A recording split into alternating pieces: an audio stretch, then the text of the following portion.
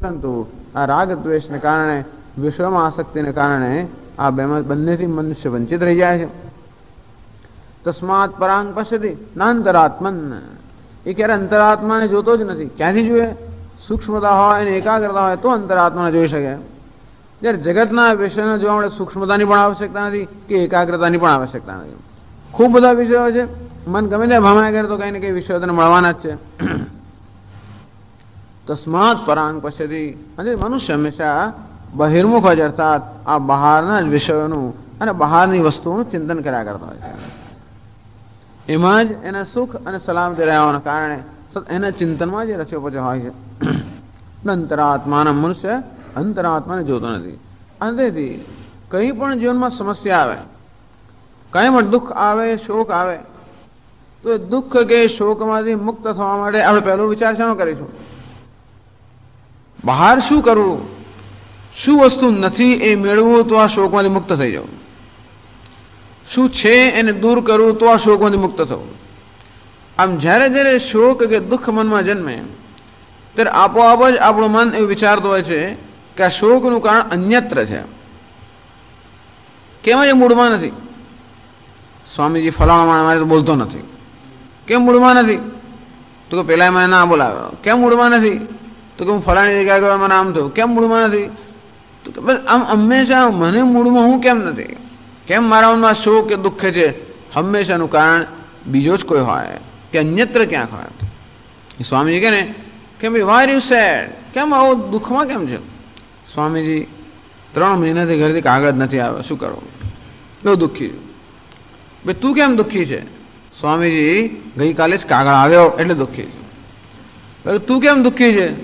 સ્વામીજી લગ્ન થયા નથી, શું કરીએ, દુઃખી જ હોઈએ ને. ભાઈ તું કેમ દુઃખી છે? મારા લગ્ન કર્યા ત્યારથી હું તો દુઃખી જ છું. એટલે તું કેમ દુઃખી છે? મારા બાળક નથી મને. તું કેમ દુઃખી છે? આ બાળક આવ્યો ત્યારથી. અંતેથી દુઃખનું કશું કશું કારણ હંમેશા હોય, ક્યાં હોય? અન્યત્ર હોય. આપણા દુઃખ કે શોકનું કારણ હંમેશા ક્યાં હોય? અન્યત્ર. અન્ન પરાંગ પશ્યતિ, અર્થાત પોતાની બધી સમસ્યાઓનો ઉકેલ પણ ક્યાં જોવે છે? બહાર જોવે છે. અંતરાત્મન, ક્યારે અંતરાત્મામાં નજર કરતો નથી કે હું જે શોધી રહ્યો છું એ બધાનો ઉકેલ અંદર નથી. પોતે જે જીવનમાં શોધી રહ્યો છે એનો ઉકેલ હંમેશા બહાર શોધે છે. આ બૌદ્ધિક બહિર્મુક્તા થઈ. ઇન્દ્રિયોની બહિર્મુક્તા કે ઇન્દ્રિયો હંમેશા તૃપ્તિ માટે બહારના વિષયોમાં રમણ કરતી હોય. લાગણીની બહિર્મુક્તા કે પોતાના લાગણી માટે પણ ઇમોશનલ ઇમેચ્યોરિટી, ઇમોશનલ ડિપેન્ડન્સ, અને સતત લાગણીના સ્તરે હંમેશા પરતંત્રતા.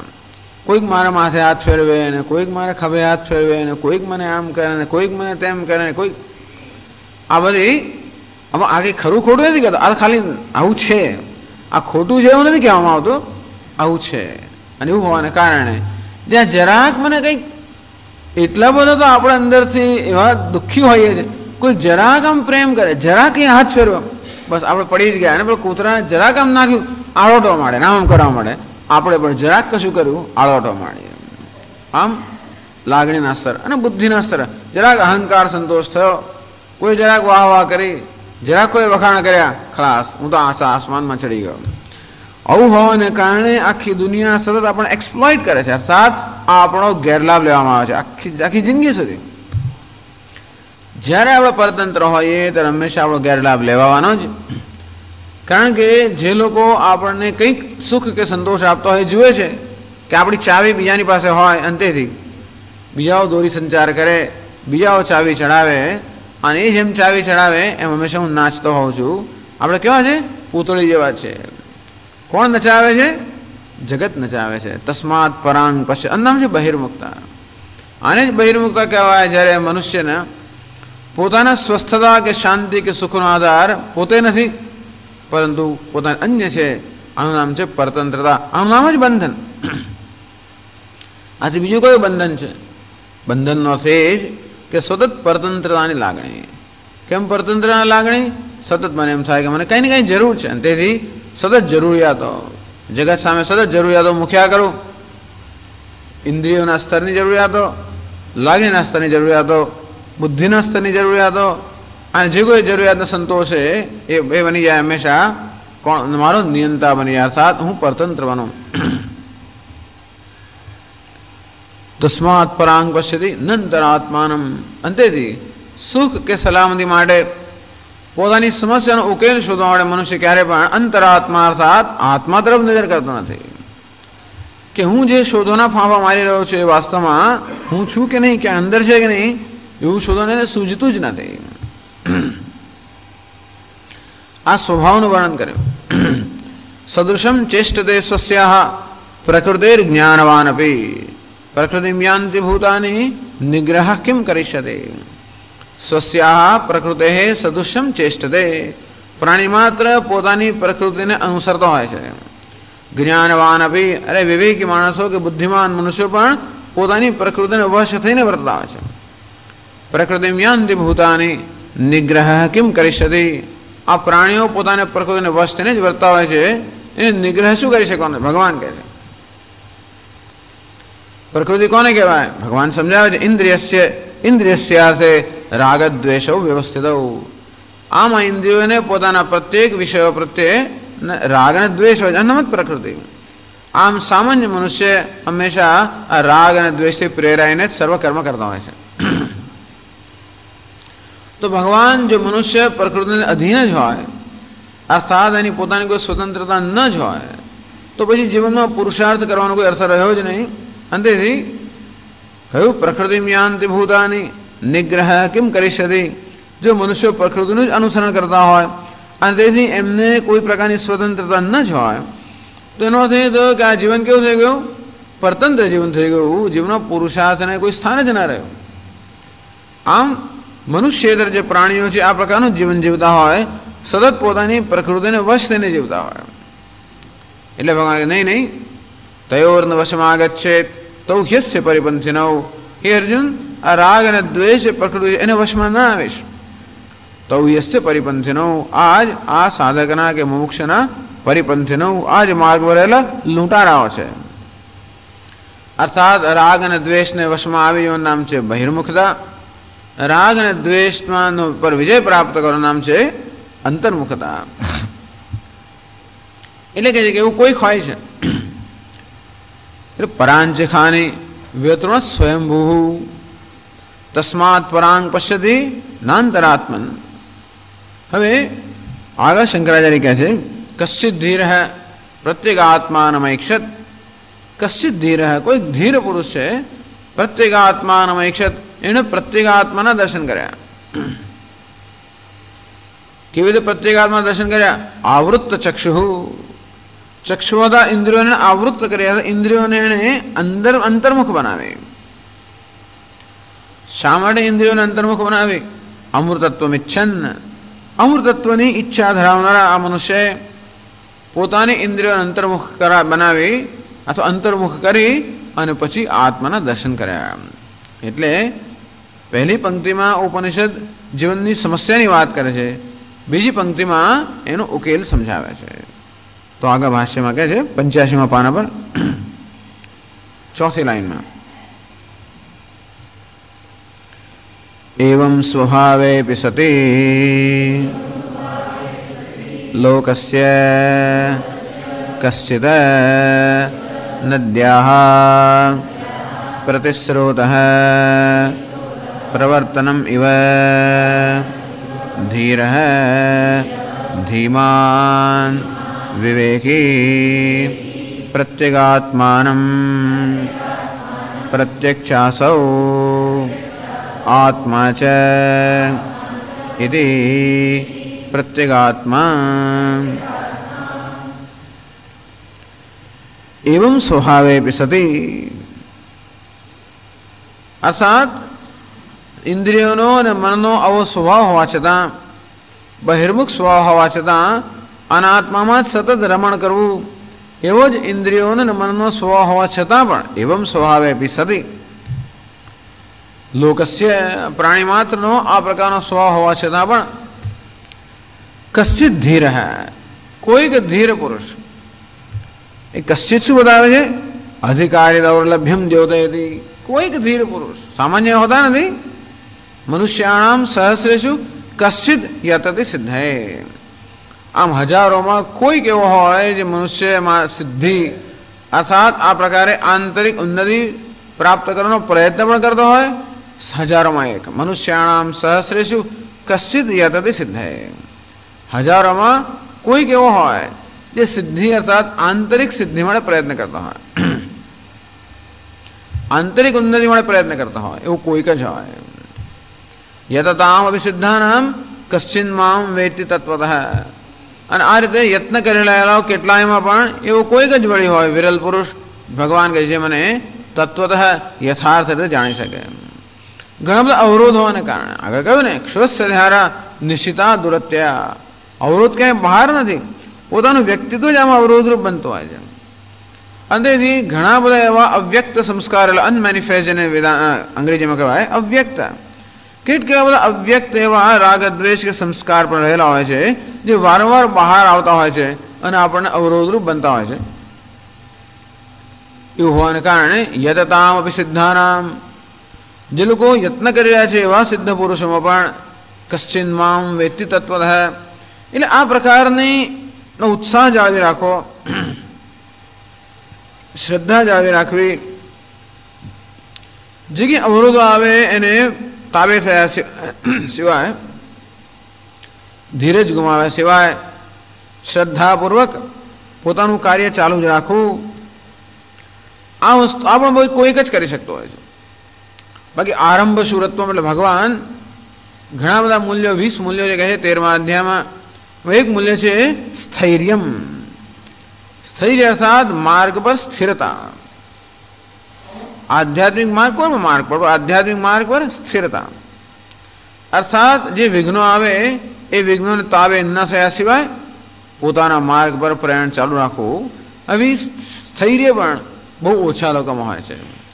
આરંભ શુરત્વમ, આરંભમાં ખૂબ આપણે શુરા હોઈએ અને ખૂબ ઉત્સાહપૂર્વક આરંભ કરીએ અને બધું બહુ પાથરીએ, પછી લાગે નહીં આ તો થાય એમ નથી, ધીમે ધીમે છોડી દઈએ, અધૂરું મૂકીને ક્યાં નહીં જતા રહીએ. યતતામ વિસિદ્ધાનામ કશ્ચિન મામ વેત્તિ તત્વતઃ. આમ યત્ન કરેલા એવા સિદ્ધ કે સાધકો હોય એમાં કોઈક જ મને પ્રાપ્ત કરે. આમ કશ્ચિત શબ્દ ત્યાં વપરાય છે, એ અહીં પણ કશ્ચિત અર્થાત અધિકારી દૌર્લભ્યમ દ્યોતયતિ, અધિકારી દુર્લભ છે એવો કશ્ચિત કોઈક એવો હોય. ધીર ધીહી અસ્તિ અસ્તિ ધીર. ધી એટલે કે બુદ્ધિ, ધીર એટલે બુદ્ધિમાન મનુષ્ય, વિવેકી મનુષ્ય. શંકરાચાર્ય કહે કશ્ચિત ધીર, ધીમાન વિવેકી. ધીર એટલે કે બુદ્ધિ, ધીમાન એટલે બુદ્ધિમાન. બુદ્ધિમાનનો અર્થ જેનામાં બુદ્ધિનો કંઈક વિશેષ વિકાસ થયો છે નામ બુદ્ધિમાન. પ્રત્યેક મનુષ્ય બુદ્ધિ ધરાવતો હોય છે, પણ બુદ્ધિમાન કોને કહીએ? વિશેષ જેને બુદ્ધિનો વિકાસ થયો હોય નામ બુદ્ધિમાન. અર્થાત જેનામાં આ પ્રકારની સૂક્ષ્મ બુદ્ધિનો ઉદય થયો હોય, જેનામાં વિવેક બુદ્ધિનો ઉદય થયો હોય. આત્માનાત્મ વિવેક કે નિત્યાનિત્ય વસ્તુ વિવેક, આ પ્રકારનો વિવેક જે કરતો હોય. નાસ્તે કૃત કૃતેન અકૃત કૃતેન નાસ્તિ. આમ જે મનુષ્ય કંઈક, જેમ અર્જુને કહ્યું ભગવાનને કે ભગવાન બંને સૈન્યની વચ્ચે મારા રથની સ્થાપના કરો જેથી હું બંનેનું નિરીક્ષણ કરી શકું. આજે જીવનમાં પણ કોઈ મનુષ્ય જ્યારે નિરીક્ષણ માટે, આત્મનિરીક્ષણ માટે થોડો સમય ફાળવે, એટલો બધો કામમાં એટલો વ્યસ્ત હોય કે ક્યારેય પણ આત્મનિરીક્ષણ માટે કે જીવનના નિરીક્ષણ માટે સમય જ ના મળતો હોય. સત્સંગને કારણે જ્યારે મનુષ્ય વિવેક કરે, પરીક્ષ લોકાન કર્મચિતાન બ્રાહ્મણ નિર્વેદમાયાત, આમ પોતે જે કે અત્યાર સુધી સિદ્ધિઓ પ્રાપ્ત કરી હોય અથવા પ્રાપ્ત કરવાની જે શક્યતા હોય એ બધાની જ્યારે પરીક્ષા કરવામાં આવે, એટલે પોતાના જીવનના સંદર્ભમાં પરીક્ષા કરવામાં આવે. સ્વામીજી કહે ને સફળતા કોને કહેવાય? હું સફળ થયો ક્યારે કહેવાય? દુનિયા મને કહે કે તું સફળ થયો માટે હું સફળ થયો કે નહીં. હું જ્યારે કહું કે હું સફળ થયો ત્યારે હું ખરેખર સફળ થયો. દુનિયા તો આપણે ઘણા વખાણ કરતી હોય, પ્રશંસા કરતી હોય, પણ હું ક્યારેય ભાગ્યે જ કરતા હોઉં છું.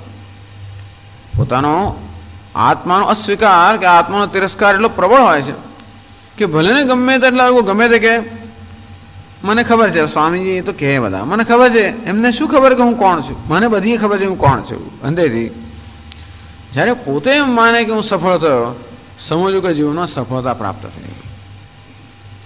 એટલે મનુષ્ય જરા બેસીને વિચાર કરે કે હું સફળ થયો કે નહીં. મને એવું લાગે છે કે હું આજથી 10 વર્ષ પહેલાં હતો એને કરતાં વધારે સફળ છું. મને વધારે સંતોષ મારી પોતાની જાત પ્રત્યે છે, વધારે પ્રસન્ન છું કે વધારે સંતુષ્ટ છું. તો કેટલી બધી વસ્તુઓ મેં સિદ્ધ કરી, પ્રાપ્ત કરીને, છતાંય પણ મારા સંતોષમાં વધારો ન થયો હોય, આત્મસંતોષમાં વધારો ન થયો હોય, એનો અર્થ એ થયો કે મારી સફળતામાં હજી ઉન્નતિ થઈ નથી. કેમ આમ છે? શું વસ્તુ મને મળે તો હું સફળ બનું? ત્યારે ખબર પડે કે હું જે શું શોધી રહ્યો છું, નિત્ય વસ્તુ શોધી રહ્યો છું. કોઈ અનિત્ય વસ્તુઓ મને ઝાઝો સમય સુધી સંતોષ આપી શકતી નથી. અનિત્ય વસ્તુઓ હંમેશા અનિત્ય કાળ સુધી, ક્ષણિક કાળ સુધી, ક્ષણ સુધી મને સંતોષ આપી શકે. હું જે શોધી રહ્યો છું એ શાશ્વત સ્થાયી સંતોષ એ ક્યાંથી પ્રાપ્ત થાય? નાસ્તિ અકૃત કૃતેન, કૃતેન કર્મણા અકૃત નાસ્તિ. અકૃત અર્થાત જેનું સર્જન ન થયું હોય, જે નિત્ય હોય, અનિત્ય વસ્તુ ક્યારે પણ કર્મથી પ્રાપ્ત ન થાય. નિત્ય વસ્તુ પ્રાપ્ત કરવાની નથી. નિત્ય વસ્તુ એ તો હવે નિત્ય એને જ કહેવાય જે અત્યારે વર્તમાન છે. નિત્ય એને કહેવાય જે સમયની મર્યાદાથી પર છે, અર્થાત જે આ સમય હોવી જ જોઈએ. અંતેથી એ જ્ઞાનનો વિષય હોવો જોઈએ, નહીં કે પ્રાપ્તિનો વિષય. આવા પ્રકારનો વિવેક જે કરી શકતો એને કે છે ધીર હે. અને એને શું કરવું પડે? કશ્ચિત ધીર હે પ્રત્યેગાત્માનમ ઈક્ષત. એણે પ્રત્યેગાત્માના દર્શન કર્યા. ઘણા બધા આત્માઓ છે, બહારના આત્માઓ પણ છે. આપણે તો દેહને પણ આત્મા કહેતા હોઈએ છીએ. એવા આત્માના દર્શન તો આપણે હંમેશા કરતા જ હોઈએ છીએ. ઇન્દ્રિયોને પણ આપણે આત્મા કહેતા હોઈએ, મન બુદ્ધિને પણ આત્મા કહેતા હોઈએ, અહંકારને પણ આત્મા કહેતા હોઈએ. આ ઘણા બધા આત્માઓ હોવાને કારણે એ યથાર્થ પારમાર્થિક આત્મા છે માટે અહીં પ્રત્યેગાત્મા શબ્દ વાપરવામાં આવ્યો. પ્રત્યેગા એટલે અંતરાત્મા, અંતઃસ્વરૂપ આત્મા. પ્રાતિલોમ્યેન અંજતિ પ્રત્યક. પ્રાતિલોમ્યને આ જગત જે દિશામાં વહી રહ્યું છે કે જે દિશામાં જઈ રહ્યું છે એના કરતાં વિરુદ્ધ દિશામાં જે જતું હોય કે વિરુદ્ધ દિશામાં જે પ્રગટ થતું નામ છે પ્રત્યક. આમ જગત કેવું છે? અનેકતા છે, જડતા છે, દુઃખ છે, મર્યાદિત છે. અને આત્મા કેવો છે? એક છે, સુખ સ્વરૂપ છે, અનંત છે. અને તેથી જગત કરતા વિરુદ્ધ સ્વભાવ જે ધરાવતો હોય એને કહે છે પ્રત્યક. શંકરાચાર્ય કહે છે પ્રત્યક છે અસૌ આત્મા છે પ્રત્યેક આત્મા. જે પ્રત્યક છે અર્થાત અંત સ્વરૂપ પણ છે અને આત્મા પણ છે એને કહે છે પ્રત્યેક આત્મા. પ્રત્યેક આત્માના મૈક્ષત. આવા પ્રત્યેક આત્માના દર્શન કર્યા.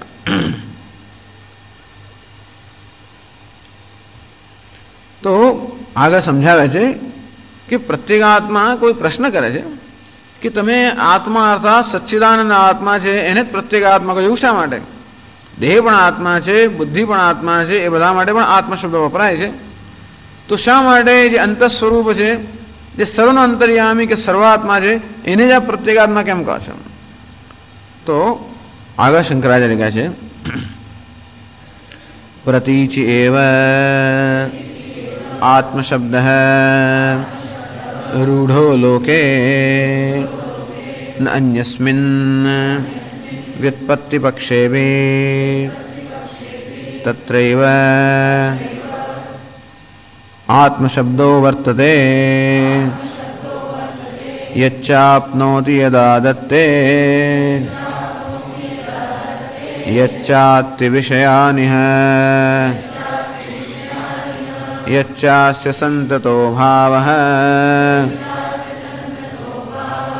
તસ્માદાત્મેતિ કીર્ત્યતે ઇતિ આત્મશબ્દ વ્યુત્પત્તિ સ્મરણા. તો કહે છે કે પ્રત્યક્ષ આત્મા છે પ્રત્યેક આત્મા. જે પ્રત્યક્ષ છે અંત સ્વરૂપ છે અને આત્મા પણ છે એનું નામ છે પ્રત્યેક આત્મા. પ્રતીચિ એવ આત્મશબ્દ રૂઢ લોકે. લોકે અર્થાત વ્યવહારની અંદર પણ આત્મશબ્દ આત્મા શબ્દ જે છે પ્રતીચિ એવ રૂઢ. વ્યવહારમાં આત્મશબ્દ હંમેશા જે પ્રત્યેક અંત સ્વરૂપ છે એના વિશે હંમેશા એ શબ્દનો પ્રયોગ કરવામાં આવે છે. ન અન્યસ્મિન. ભલે આપણે દેહ માટે પણ આત્માનો શબ્દનો પ્રયોગ કરતા હોઈએ કે મન બુદ્ધિ કે અહંકાર માટે પણ આત્મા શબ્દનો ભલે પ્રયોગ કરતા હોઈએ, પણ એ પ્રયોગ અવિવેકમાંથી જન્મેલો છે. દેહાત્મ બુદ્ધિને કારણે દેહ વગેરેને આત્મા કહેવામાં આવતો હોય છે, પણ મુખ્ય અર્થમાં આત્મા શબ્દ એ પ્રત્યેક આત્મા માટે અર્થાત જે સચ્ચિદાનંદ આત્મા છે એને માટે જ વપરાતો હોય છે. આમ વ્યવહારમાં પણ આત્મા શબ્દ આપણે આત્મા તો આમ જ કહીએ, આત્મા અંદર. આત્મા શબ્દ ક્યારે આત્મા ત્યાં છે એમ ક્યારે ના કહીએ. હે આત્મા એ તો ભગવાનને જ્યારે કે હે પરમાત્મા એમ કહીએ ખરા. પરમાત્મા એ તો હે ભગવાન દૂર છે, પણ આત્મા એવું આમ છે કે આત્મા એમ શબ્દ વાપરતી વખતે ક્યારે આંગળી ઊંચી ના કરીએ. આત્મા ત્યાં એમ નથી કહેતા. આત્મા એટલે શું કહીએ? અંદર જ કહીએ, અંદર છે. અંદર કહ્યું એનો અર્થ એ છે કે દેહથી ભિન્ન છે આપણે નક્કી કરીશું ક્યાં? આ રહ્યો આત્મા એમ નથી કહેતા, કહીએ છે નહીં. શું કહે છે? અંદર છે. એનો અર્થ એ થયો કે દેહથી આત્મા ભિન્ન છે આપણે જાણીએ જ છે, ભૂલી જઈએ છીએ જુદી વાત છે. બીજી જ ક્ષણે વળી દેહમાં આત્મબુદ્ધિ થાય અને દેહને આત્મા કહીએ જુદી વાત છે, પણ આત્મા કે હું શબ્દ વાપરીએ ત્યારે આપણને પણ ખ્યાલ હોય છે કે અંદર છે. એટલે કે આ દેહ તો નથી જ, આ ઇન્દ્રિયો પણ નથી જ, અંદર છે. અને તેથી વ્યવહારની અંદર પણ આત્મ શબ્દ જે પ્રત્યેક આત્મા પ્રત્યેક છે, અંત સ્વરૂપ છે, એને માટે જ વપરાતા હોય છે. અને તેથી કદાચ બહાર વપરાતો હોય તે પણ અવિવેકથી વપરાતો હોય છે, વિવેકપૂર્વક નહીં. વ્યુત્પત્તિ પક્ષે બી તત્રૈવ આત્મશબ્દો વર્તતે.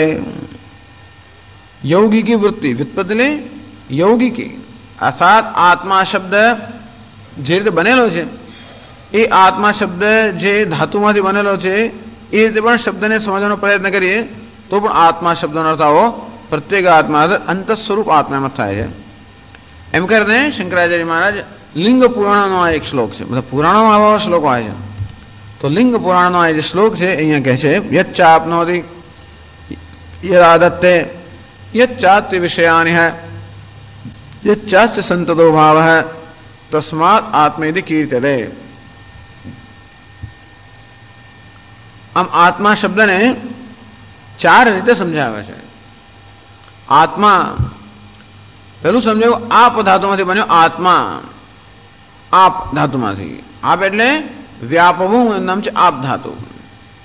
યચ્ચ આપનોતિ જે આપનોતી આત્મા અર્થાત જે વ્યાપનશીલ છે, વ્યાપનશીલ છે નામ આત્મા, જે સર્વવ્યાપ્ત છે નામ આત્મા આપનોતી.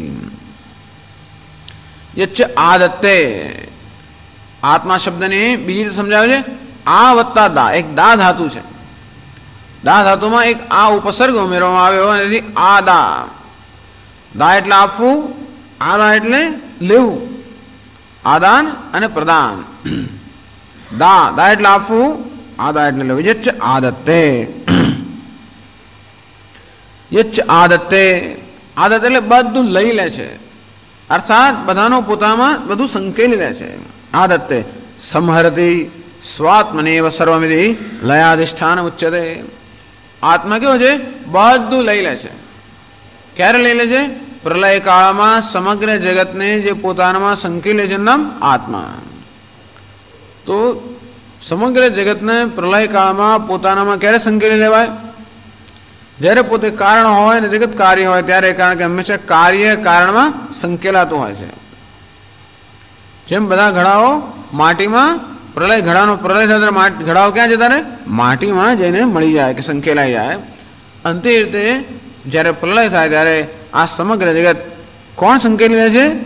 જે પોતાનામાં સંકેલી લે છે એનું નામ છે આત્મા. એટલે કે જે આ લયનું અધિષ્ઠાન છે, જે જગતનું ઉપાદાન કારણ છે. એ તો આપનોતી અર્થાત આત્મા સર્વત્ર વ્યાપ્ત છે, સર્વનો આત્મા છે. બીજું આદત્તે અર્થાત આ જગતનું અધિષ્ઠાન છે, જગતનું ઉપાદાન કારણ છે અને તેથી પણ સર્વત્ર વ્યાપ્ત છે. યચ્ચ અત્તિ ત્રીજો ધાતુ અદ. અદ ભક્ષણે. અદ એટલે ભક્ષણ કરવું, અદ ખાવું. અત્તિ ઇતિ આત્મા. આદત્તે ઇતિ આત્મા, અત્તિ ઇતિ આત્મા. જે ખાય છે એનું નામ આત્મા. વિષય યચ્ચાતિ વિષયાન ઇહ, એટલે આ જગતની અંદર જે વિષયાન અતિ સતત વિષયોનું ભક્ષણ કરે છે. વિષયોનું ભક્ષણ કરવું એટલે શું? સતત જે વિષયોનો અનુભવ કરે છે. અત્યારે આ અવાજ ચાલી રહ્યો છે, આપણે એનું ભક્ષણ કરીએ છીએ. ધ્વનિ જે છે એને આપણે સાંભળીએ એમ કરીને આપણે એને ભોગવીએ છીએ ને, આમ જગતના વિષયોને આપણે ભોગવીએ. રૂપ કે રંગ હોય અને આંખોથી આપણે પીએ. લોકો પીતા હોય છે બધું, શેનાથી? આંખોથી પીએ અને કાનથી પીએ. પીવાની બધી જાત જાતની રીતો હોય છે. તેથી ઇન્દ્રિયોથી આપણે આ જગતના વિષયોને ભોગવતા હોઈએ, અનુભવતા હોઈએ, પીતા હોઈએ, આરોગતા હોઈએ. એટલે કે જે યચ્ચાતિ વિષયાની હે, આ જગતની અંદર જે બધા વિષયોને આરોગે છે, અર્થાત બધા વિષયોનો અનુભવ કરે છે, અર્થાત વિષયોનું જ્ઞાન પ્રાપ્ત કરે છે, અર્થાત જે જ્ઞાતા છે. આત્મા કયો છે? જ્ઞાતા, અર્થાત જ્ઞાન સ્વરૂપ, જે આ બધા વિષયોને જાણે છે, બધા વિષયોને પ્રકાશિત કરે છે. જો એક આત્મા શબ્દને કેવી ભિન્ન ભિન્ન રીતે સમજાવવાથી આત્માના ભિન્ન ભિન્ન લક્ષણો આપોઆપ જ વ્યક્ત થાય છે. આત્મા કેવો છે? ઉપલબ્ધા, જ્ઞાતા, સાક્ષી, જ્ઞાન સ્વરૂપ, જે સર્વ વિષયોને અનુભવ કરે છે, સર્વ વિષયોને પ્રકાશિત કરે છે. આદત્તે આત્મા, અતિ આત્મા. પછી કહે છે યચ્ચાસ્ય સંતતો ભાવ. બોલે ચોથો એક અત સાતત્ય ગમને. અત એટલે સાતત્ય જાળવાઈ રહ્યો. એ સાતત્યમાં પણ અત આવી જ ગયું. તેથી અત તો કહે છે યચ્ચસ્ય સંતતો ભાવ, યસ્માત અસ્ય જગત સંતતો ભાવ, જેને કારણે આ જગતની અંદર સાતત્ય છે. તમે જો ગઈકાલે કે ગયા રવિવારે જે પુસ્તક હતું એ જ પુસ્તક અત્યારે છે. ગયા રવિવારે જે બધા શ્રોતાઓ હતા અત્યારે છે. ગયા રવિવારે જે વક્તા હતો તે અત્યારે પણ છે. અઠવાડિયા પછી પણ એનું એ જ છે. આમ આ વસ્તુ એની એ જ છે, આપણે કહી શકીએ છીએ. એમાં શું છે? સાતત્ય છે. જગતના વિષયો, આ જગતનું શું છે? સાતત્ય છે. એક એવું શું છે જે આ જગતને સાતત્ય પ્રદાન કરી રહ્યું છે? યસ્માચ્ચસ્ય સંતતો ભાવ, આ જગતનું સાતત્ય જેને કારણે છે. એવી કઈ વસ્તુ? જગત તો સતત પરિવર્તનશીલ છે. આ પરિવર્તનશીલ જગતને જોડનારું કયું સૂત્ર છે? જે આ સમગ્ર જગતનું અધિષ્ઠાન છે, જેના પર આ જગત અધ્યારોપિત છે. અધિષ્ઠાન હંમેશા અધ્યારોપિત વસ્તુને સાતત્ય પ્રદાન કરતું હોય. જેમ કે રજ્જુ હોય, દોરડું હોય અને સર્પનો અધ્યારોપ થયો હોય, તો સર્પનું જ અસ્તિત્વ છે, સર્પનું સાતત્ય છે. કોને કારણે છે? રજ્જુને કારણે છે. તેમાં નામ રૂપાત્મક જગત જે છે એનું સાતત્ય કોને કારણે છે? જેને કારણે હોય નામ છે આત્મા. અર્થાત જે જગતનું અધિષ્ઠાન છે, સત્તા અને સ્ફૂર્તિ પ્રદાન કરનાર છે, જેના પર આ નામ રૂપાત્મક જગતનો અધ્યારોપ થયો છે, નામ છે આત્મા. આત્મા કયો છે? આત્મા શબ્દની વ્યુત્પત્તિ આને કહેવાય. આમ યૌગિક અર્થ અર્થાત વ્યુત્પત્તિ. આમ વ્યુત્પત્તિથી આપણે આત્મા શબ્દને સમજવાનો પ્રયત્ન કરીએ તો પણ આત્માનો થાય છે, સર્વત્ર વ્યાપ્ત છે, સર્વનો આત્મા છે, જ્ઞાન સ્વરૂપ છે, અધિષ્ઠાન છે, અનંત છે, સર્વાત્મા છે. એનું નામ આત્મા અર્થાત જે અંત સ્વરૂપ આત્મા છે. ఇది આત્મ શબ્દ વ્યુત્પત્તિ સ્મરણાત. આમ આત્મા શબ્દની વ્યુત્પત્તિ પણ સ્મૃતિમાં એટલે કે પુરાણમાં આ રીતે વર્ણવેલી છે. એ રીતે પણ આત્મા શબ્દનો અર્થ અંત સ્વરૂપ અર્થાત જે અંદર પણ છે અને સ્વરૂપભૂત છે એનું નામ આત્મા. તો આવા આત્માનું દર્શન કરે છે. પણ દર્શન ક્યારે થઈ શકે? આગળ કહ્યું, ભાષ્યમાં કહ્યું કે એવમ સ્વભાવે બી સદી લોકસ્ય કશ્ચિદ નદ્યાઃ પ્રતિસ્રોતઃ પ્રવર્તનમિવ ધીરઃ. આત્મા જે અંત સ્વરૂપ છે એ અંત સ્વરૂપ આત્માનું દર્શન ક્યારે થઈ શકે? જ્યારે ઇન્દ્રિયો અને મનની જે બહિર્મુખ પ્રવૃત્તિ છે એમાંથી એમને વાળીને અંતર્મુખ બનાવવામાં આવે. અંતેથી આપણી જે બધી જ વૃત્તિઓ આ ઇન્દ્રિયોના દ્વારોથી જે જગતમાં વિષયોમાં જતી હોય એને નદી સાથે સરખાવવામાં આવે છે.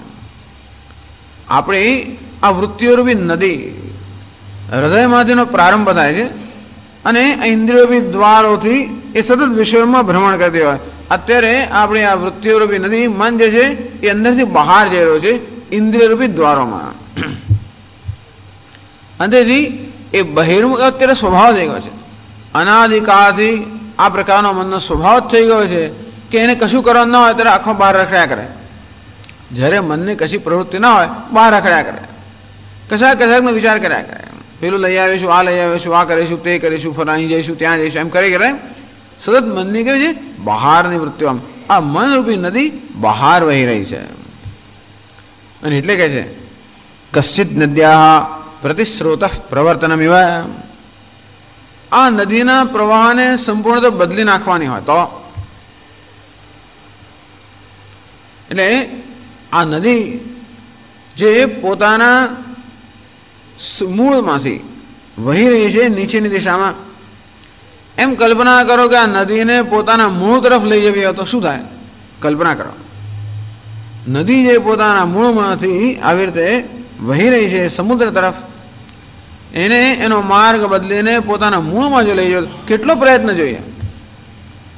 કહે છે એવું આપણા શાસ્ત્રોમાં લખેલું છે, એવું કોઈ કરેલું છે. કશ્ચિત કાર્તવીર્યાદિ નદ્યા નર્મદાદિ રૂપાયા પ્રતિસ્રોત પ્રવર્તનમ કરોતિ. કાર્તવીર્ય એટલે સહસ્રાર્જુન, કૃતવીર્યનો પુત્ર તો કાર્તવીર્ય 1000 હાથ હતા. એણે દત્તાત્રેયની બધી ઉપાસના કરેલી. દત્તાત્રેય ખૂબ પ્રસન્ન થયા એના પર. અંતેથી એણે ખૂબ બધા વરદાનો માગ્યા. 1000 હાથ એની પાસે હતા. જગતમાં એના જેવો કોઈ બળવાન હોય જ ના શકે. રાવણનો તો હિસાબ નહીં લાગે. રાવણ તો આમ પકડીને એને બેસાડી દો એકવાર. એવું આ સહસ્રાર્જુન કે કાર્તવીર્ય હતો. એ નદીની અંદર ક્યારેક ક્યારેક ક્રીડા કરવા માટે 1000 હાથથી કરતો આખી નદીનો આમ ખળભળી જાય, સમુદ્રનો પ્રવાહ સમુદ્ર ખળભળી જાય.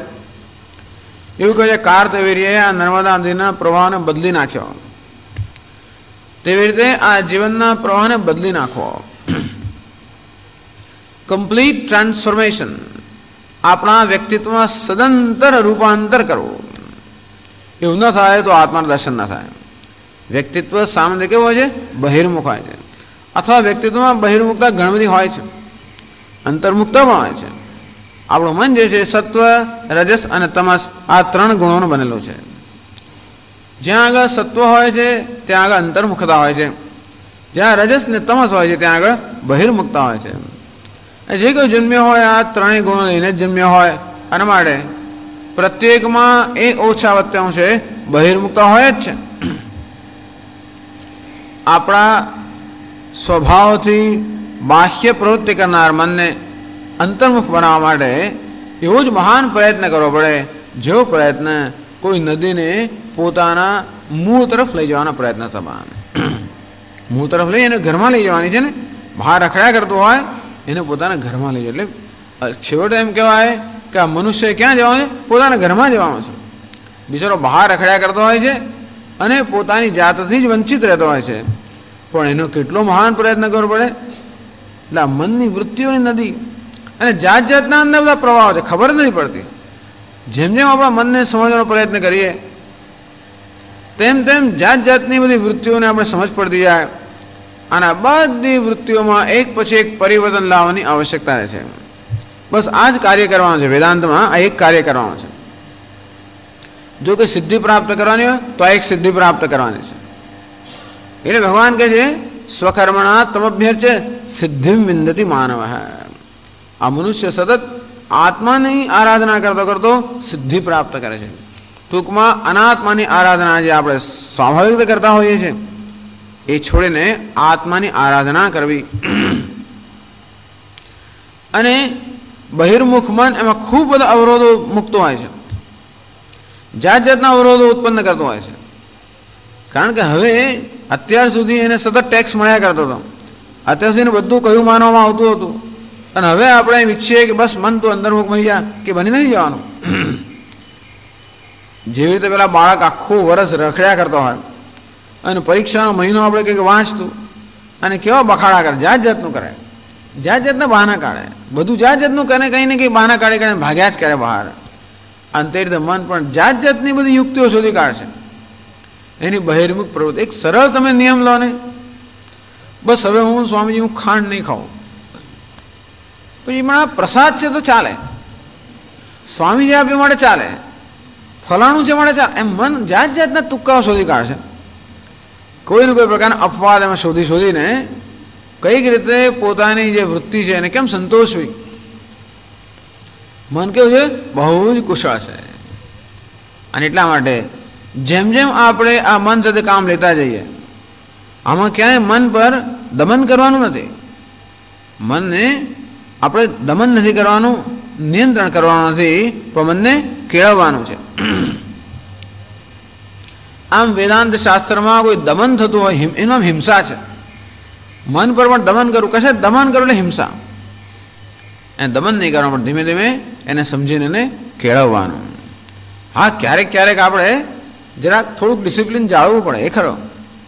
ઘણીવાર બહુ કેળવ કરીએ ને તોય ના માને તો પછી એને આપણે જરા દાબમાં રાખવું પડે, જુદી વાત છે. એને દમન કહેવામાં આવે છે, દમન. પણ એ દમનની પાછળ જો વિવેક હોય તો એ આપણને ઉપયોગી થઈ પડે. એ દમની પાછળ જો વિવેક ન હોય તો એ અનેક પ્રકારના વિકારો ઉત્પન્ન કરતો હોય છે. આ મન તો બહુ જ એકદમ નાજુક વસ્તુ છે. એની તો કામ લેવું તો બહુ જ, એટલે કે ક્ષુરસ્ય ધારા નિશ્ચિતા દુરત્યા, એટલે તલવારની ધાર પર ચાલવા જેવું. એટલા માટે કહે છે કે અત્યંત નાજુક આ વસ્તુ છે. એકદમ જેને અંગ્રેજીમાં કહે સોફિસ્ટિકેટેડ ઇક્વિપમેન્ટ, બહુ જ એકદમ મન આપણું જે સોફિસ્ટિકેટેડ અર્થાત ખૂબ બધી એનામાં ક્ષમતાઓ છે, ખૂબ સૂક્ષ્મતાઓ છે. એને સમજવું, ધીમે ધીમે ધીમે એની વૃત્તિને સમજીને વાળવી. બસ આ જિંદગીભર કામ કર્યા કરો તોય પૂરતું કામ છે ખરેખર. એને માટે ગુફામાં નહીં જાઓ તોય ચાલશે. જે જગ્યાએ છે ત્યાં રહીને જે કામ કરી તેમ કરતાં કરતાં પણ બસ આટલું કર્યા કરીએ તો ક્યાંય એક મિનિટનો સમય આપણને મળે નહીં. ભલે ને હાથ પગથી કામ થયા કરતું હોય, પણ આપણે મનનો એક ખૂણો સતત મનની વૃત્તિનું નિરીક્ષણ કર્યા જ કરતા હોય. નિરીક્ષણ કરવું એનો અર્થ એ નહીં કે સતત પોતાના મનને તિરસ્કારવો. તેને કહે છે જજિંગ. માણસ હંમેશા પોતાની જાતને જજ કર્યા કરતો હોય. જજ કર્યા કરતા પોતાને બ્રાન્ડ કર્યા કરતો હોય, પોતાની જાત સતત તિરસ્કાર કર્યા કરતો હોય. ઘણીવાર મનનું નિરીક્ષણ થતું હોય ત્યારે સતત આપણે મનને જજમેન્ટ આપે કરે, આ ખોટું છે, આ ખોટું છે, આ બરોબર નથી, આવું છે, તું આવો છે. આમ સતત પોતાની જાત પર જ આપણે અનેક પ્રકારના આરોપ કર્યા જ કરતા હોઈએ છીએ.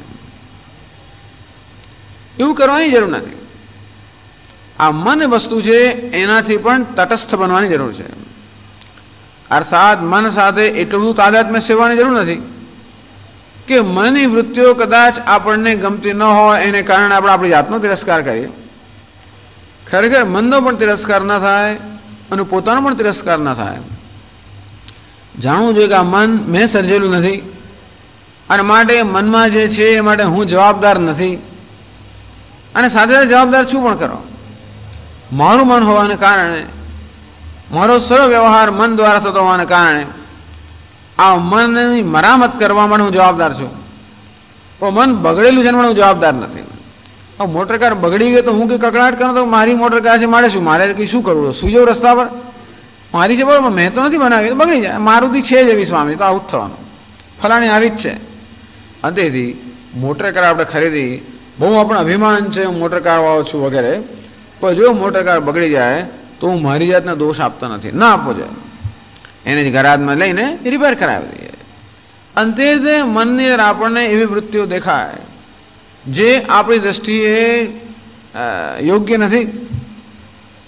અને તો મનનો પણ તિરસ્કાર કરવાની આવશ્યકતા નથી, પોતાની જાતનો પણ તિરસ્કાર કરવાની આવશ્યકતા નથી.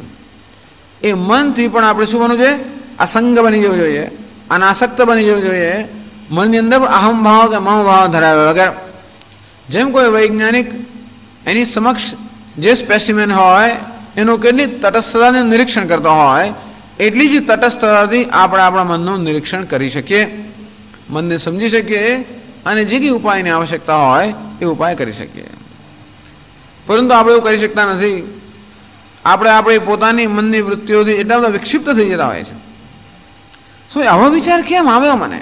અરે તને ના તો શું થઈ ગયું? તું કંઈક ક્યાં સ્વર્ગમાંથી આવે તો વિચાર ના આવે? બસ મને કેમ વિચાર આવે? અરે તું કોણ છે? અને તને વિચારવામાં તો આટલો બધો વિચાર આવે, એમાં આપણે શું? ક્યાં વિચાર? જેવી રીતે ગંગા નદી આપણે ઋષિકેશના આશ્રમમાં હોઈએ અને ગંગા વહી જતી હોય ત્યાંથી, ઘણી વાર તો એની અંદર માણસો વહી જતા હોય ને અંદર કેટલા મળદા વહી જતા હોય ને, તો ગાય પૂર આવે ત્યારે ગાયોને ભેંસો તણાતી હોય, ગાયો તણાતી હોય. શું કરો તમે? અરે આ મારી ગંગા છે ને મારા આશ્રમમાંથી વહી રહી છે, એમાં ગાય કેમ જતી રહી, એમાં ભેંસ, એમાં અરે બીજા ગંગા હું નથી અને મેં એને સર્જેલી પણ નથી અને એને માટે મારી જવાબદારી લેવાની જરૂર નથી. હા, ગાય કે તણાઈને મારી પાસે આવી તો એને આપણે દૂર કરવી છે, બરાબર છે, પરંતુ એનો કકળાટ ના કરવો જોઈએ, અર્થાત એનો તિરસ્કાર ના થવો જોઈએ અને પોતાનો તિરસ્કાર, આમ તિરસ્કારથી બહુ બચવાની જરૂર છે. ઉદ્ધરેત આત્મના આત્માનમ ના આત્માનમ અવસાદયેત. ભગવાન જાણે છે, ઉદ્ધરેત આત્મના આત્માનમ, આત્મા વડે જ આત્માનો ઉદ્ધાર કરવો જોઈએ, અર્થાત વિવેક બુદ્ધિ વડે પોતે પોતાની જાતનો જ ઉદ્ધાર કરવો જોઈએ. ન આત્માનમ અવસાદેત, ત્યારે પોતાની જાતનો તિરસ્કાર ન કરવો જોઈએ. આમાં ગાફેલ પણ ન રહેવું જોઈએ. અવસાદેતનો અર્થ આમાં પ્રમાદ પણ ન કરવો જોઈએ, નહીંતર આ વસ્તુ સરખી પડશે. એટલે પ્રમાદ પણ ન થવું જોઈએ, સતત સાવધાની હોવી જોઈએ અને સાથે સાથે ક્યાંય તિરસ્કાર ન થવો જોઈએ. તિરસ્કાર કરો આત્માને પણ એક અહંકારનો જ પ્રકાર છે. પોતાની જાતને ખુશાલી આપવી એ પણ જેમ અહંકાર છે, તેમ પોતાની જાતનો તિરસ્કાર કરવો એ પણ અહંકારનો જ પ્રકાર છે. અને તેથી અહંકારથી મુક્ત એનું નામ છે અનાસક્તિ. આમ તટસ્થતાપૂર્વક વિવેકપૂર્વક મનની ભિન્ન ભિન્ન વૃત્તિઓનું નિરીક્ષણ થતું હોય, સાથે સાથે એનું વિશ્લેષણ થતું હોય અને જેને એમ જણાય કે આ વૃત્તિમાં રાગ રહેલો છે, દ્વેષ રહેલો છે, કોઈ રિએક્શન કે પ્રત્યાઘાત રહેલો છે, તો એ રાગ દ્વેષને સમજવામાં આવે અને વિવેકપૂર્વક એનો નિકાલ કરવામાં આવે. આ પ્રકારે આ બહુ સૂક્ષ્મ અને નાજુક પ્રક્રિયા છે. કઠોપનિષદમાં સમજાવવામાં આવશે કે જેવી રીતે પેલું મુંજ નામનું જે ઘાસ હોય એની અંદરનો ગર્ભ છે, એ મુંજ ઘાસમાં એ ગર્ભ બહુ જ એકદમ કોમળ હોય, એની આસપાસ એકદમ પેલી કડક એના પેલા પાંદડા હોય, આવરણ હોય. એ આવરણને કેમ ધીમે રહીને એકદમ એકાગ્રતાપૂર્વક અને સાવધાનીપૂર્વક કેવું એ આવરણને આપણે દૂર કરીએ તો જ એનો કોમળ ગર્ભ આપણે પ્રાપ્ત કરી શકીએ. એમાં જો બેદરકાર રહીએ તો પેલું ઘાસ અંદરનું તૂટી જાય. અને તે રીતે ખૂબ સાવધાનીપૂર્વક, ખૂબ પ્રેમપૂર્વક અને ખૂબ ધીરજથી અને ખૂબ શ્રદ્ધાથી માણસે પોતાના મન સાથે કામ લેવાનું હોય છે. નદ્યા પ્રતિસ્રોત પ્રવર્તન વિવા. તો જેમ કાર તો કેટલા હજાર હાથ જોઈએ એના માટે, આમ નર્મદા નદીનો પ્રવાહ બદલવો હતો 1000 હાથ જોઈએ, જેમ કાર્તવીર્યના હતા.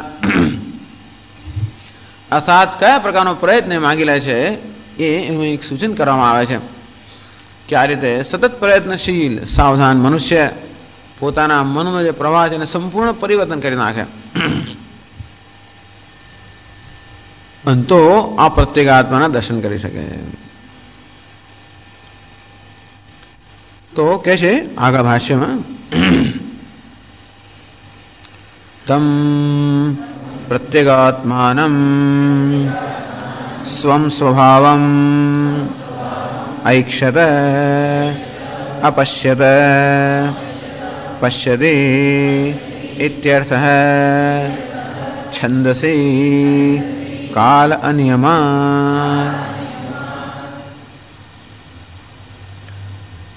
કશ્ચિત ધીર તમ પ્રત્યેગાત્માનમ ઐક્ષત.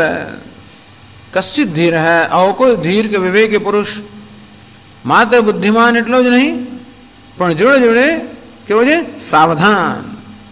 આમ ધૈર્યમાં વિવેક પણ જોઈએ, સાવધાની પણ જોઈએ, ધીરજ પણ જોઈએ.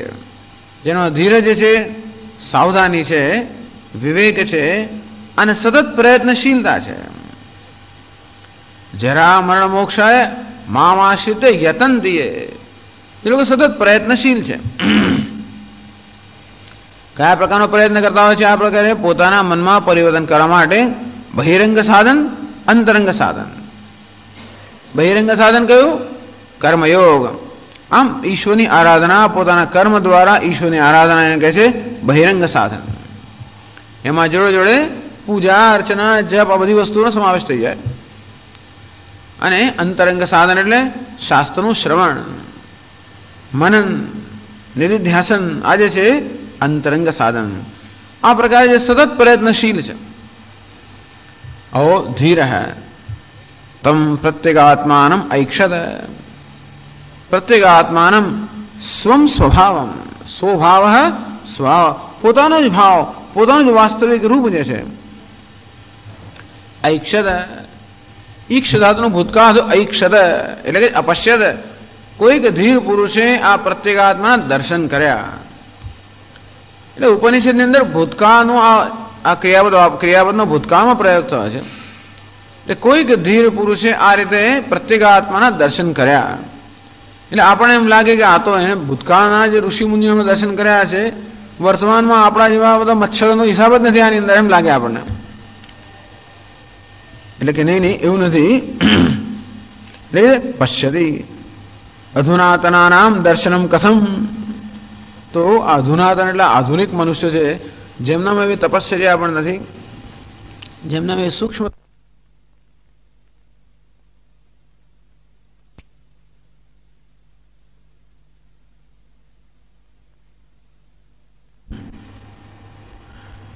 છંદસી કાલ અનિયમાત. કેમ ભૂતકાળનો પ્રયોગ કર્યો? તો શંકરાચાર્ય કે છંદસી અર્થાત વેદની અંદર કાલ અનિયમાત, કાળનો નિયમ હોતો નથી.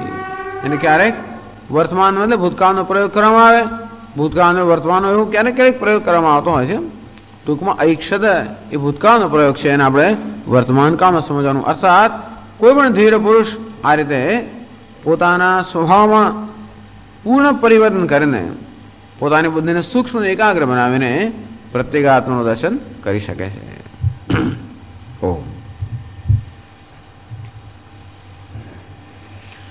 ઓમ પૂર્ણમદ પૂર્ણમિદં પૂર્ણાત પૂર્ણમુદચ્યતે પૂર્ણસ્ય પૂર્ણમાદાય પૂર્ણમેવાવશિષ્યતે.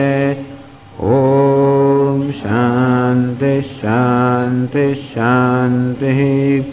શંકરં શંકરાચાર્યં કેશવં બાદરાયણં સૂત્રભાષ્યકૃતૌ વંદે ભગવन्तૌ પુનઃ પુનઃ. ઈશ્વરો ગુરુરાત્મેતિ મૂર્તિભેદવિભાગિને વ્યોમવદ્વ્યાપ્તદેહાય દક્ષિણામૂર્તયે નમઃ. ઓમ શાંતિ શાંતિ શાંતિ. હરિ ઓમ શ્રી ગુરુભ્યો નમઃ. હરિ ઓમ.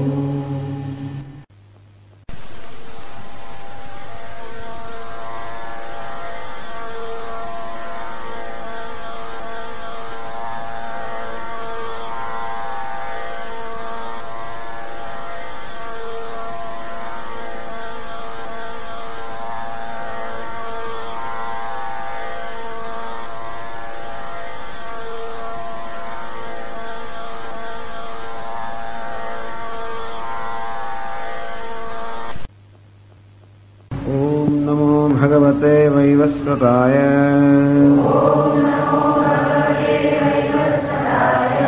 मृत्यवे ब्रह्मविद्याचार्याय नचिकेतसे च स्वयंभूः तस्मात् परां पश्यति नान्तरात्मन्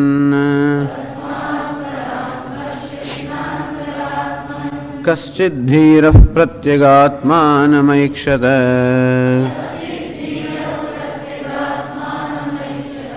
आवृत्तचक्षुरमृतत्वमिच्छन्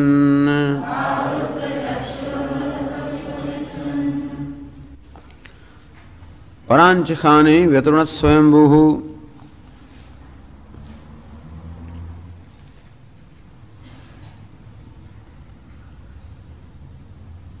સ્વયંભૂ પરમાત્માએ ખાની અર્થાત ઇન્દ્રિયાની એટલે કે મન અને વ્યક્તિત્વને પરાંચી બહિર્મુખ બનાવીને જાણે કે એની હત્યા ન કરી નાખી હોય. તસ્માત પરાંગ પશ્યતિ નાંતરાત્મન.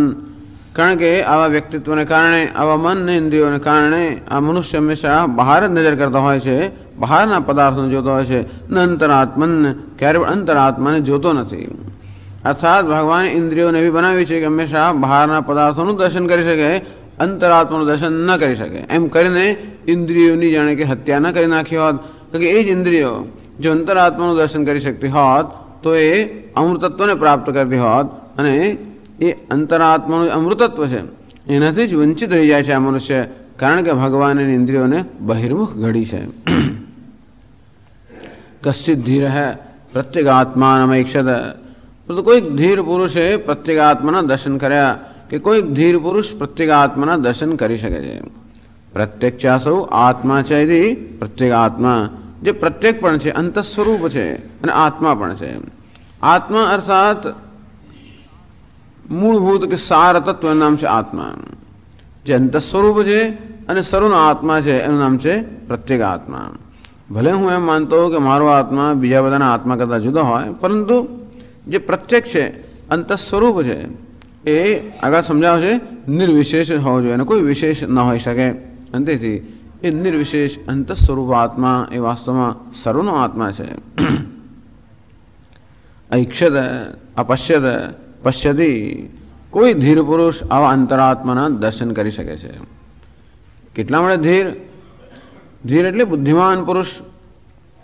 અને કોઈ બુદ્ધિમાન વિવેકી પુરુષ પ્રત્યેગાત્માના દર્શન કરી શકે. કારણ કે ઇન્દ્રિયોને જ્યારે બહિર્મુખ બનાવી છે તો ત્યારે જ પ્રત્યેગાત્માના દર્શન થઈ શકે, જ્યારે ઇન્દ્રિયો અંતર્મુખ બને. એટલે ઇન્દ્રિયોને બહિર્મુખ બનાવી છે, છતાં ઇન્દ્રિયોમાં અંતર્મુખ બનવાની ક્ષમતા છે. અર્થાત ઇન્દ્રિયોમાં અને વ્યક્તિત્વમાં અંતરાત્માનું દર્શન કરવાની ક્ષમતા છે. મનુષ્ય જન્મે ત્યારે બહિર્મુખ જન્મતો હોવાને કારણે જાણે કે એનામાં એવી ક્ષમતા ન હોય. એટલું જ નહીં, પરંતુ બહારના પદાર્થોમાં શોભનાધ્યાસ હોવાને કારણે ન સાંપ્રાય પ્રતિભાતિ બાલમ પ્રમાદ્યંતમ વિત્ત મોહેન મૂઢમ. આ વિત્ત એટલે પશુપુત્ર વગેરેના આ મોહને કારણે જે મૂઢ બની ગયો છે, અને પ્રમાદ્યંતમ જેને કારણે પ્રમાદ કરી રહ્યો છે. અર્થાત જીવનમાં જે કરવાનું હોય એના કરતાં કંઈ વિપરીત જ કરી રહ્યો છે. જીવનમાં જ્યાં નજર કરવાની હોય એના કરતાં કોઈ વિપરીત સ્થળે નજર કરી રહ્યો છે. સાંપ્રાય ન પ્રતિભાતિ. એવા મનુષ્યને સાંપ્રાય અર્થાત પરલોક વિશેના સાધન કે પોતાના જીવનની ઉન્નતિ કરવાના સાધનનો ખ્યાલ સુદ્ધા આવતો નથી. અયમ લોક હૈ નાસ્તિ પર ઇતિ માની. અયમ લોક હૈ, બસ આ જ લોક છે, એથી બીજો કોઈ લોક નથી. એવા સામાન્ય મનુષ્યની વાત બીજા મંત્રમાં જ કરે છે. કશ્ચિત ધીર હૈ, કોઈ અસામાન્ય મનુષ્ય હોય, પ્રત્યેગાત્માનમ પશ્યતિ, એ પ્રત્યેગાત્માના દર્શન કરી શકે છે. 85મા પાન પર હવે છેલ્લી પંક્તિમાં આગળ ચર્ચા કરે છે.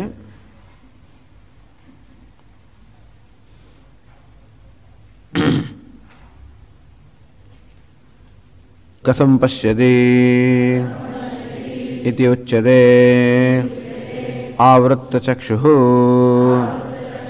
આવૃત્તમ વ્યાવૃત્તમ ચક્ષુઃ શ્રોત્રાદિકમ ઇન્દ્રિયજાતમ અશેષ વિષયાત યસ્ય સહ આવૃત્તચક્ષુઃ સહ એવં સંસ્કૃતઃ પ્રત્યેગાત્માनं પશ્યતિ नहि बाह्य विषयालोचन परत्वं प्रत्यगात्मेक्षणं च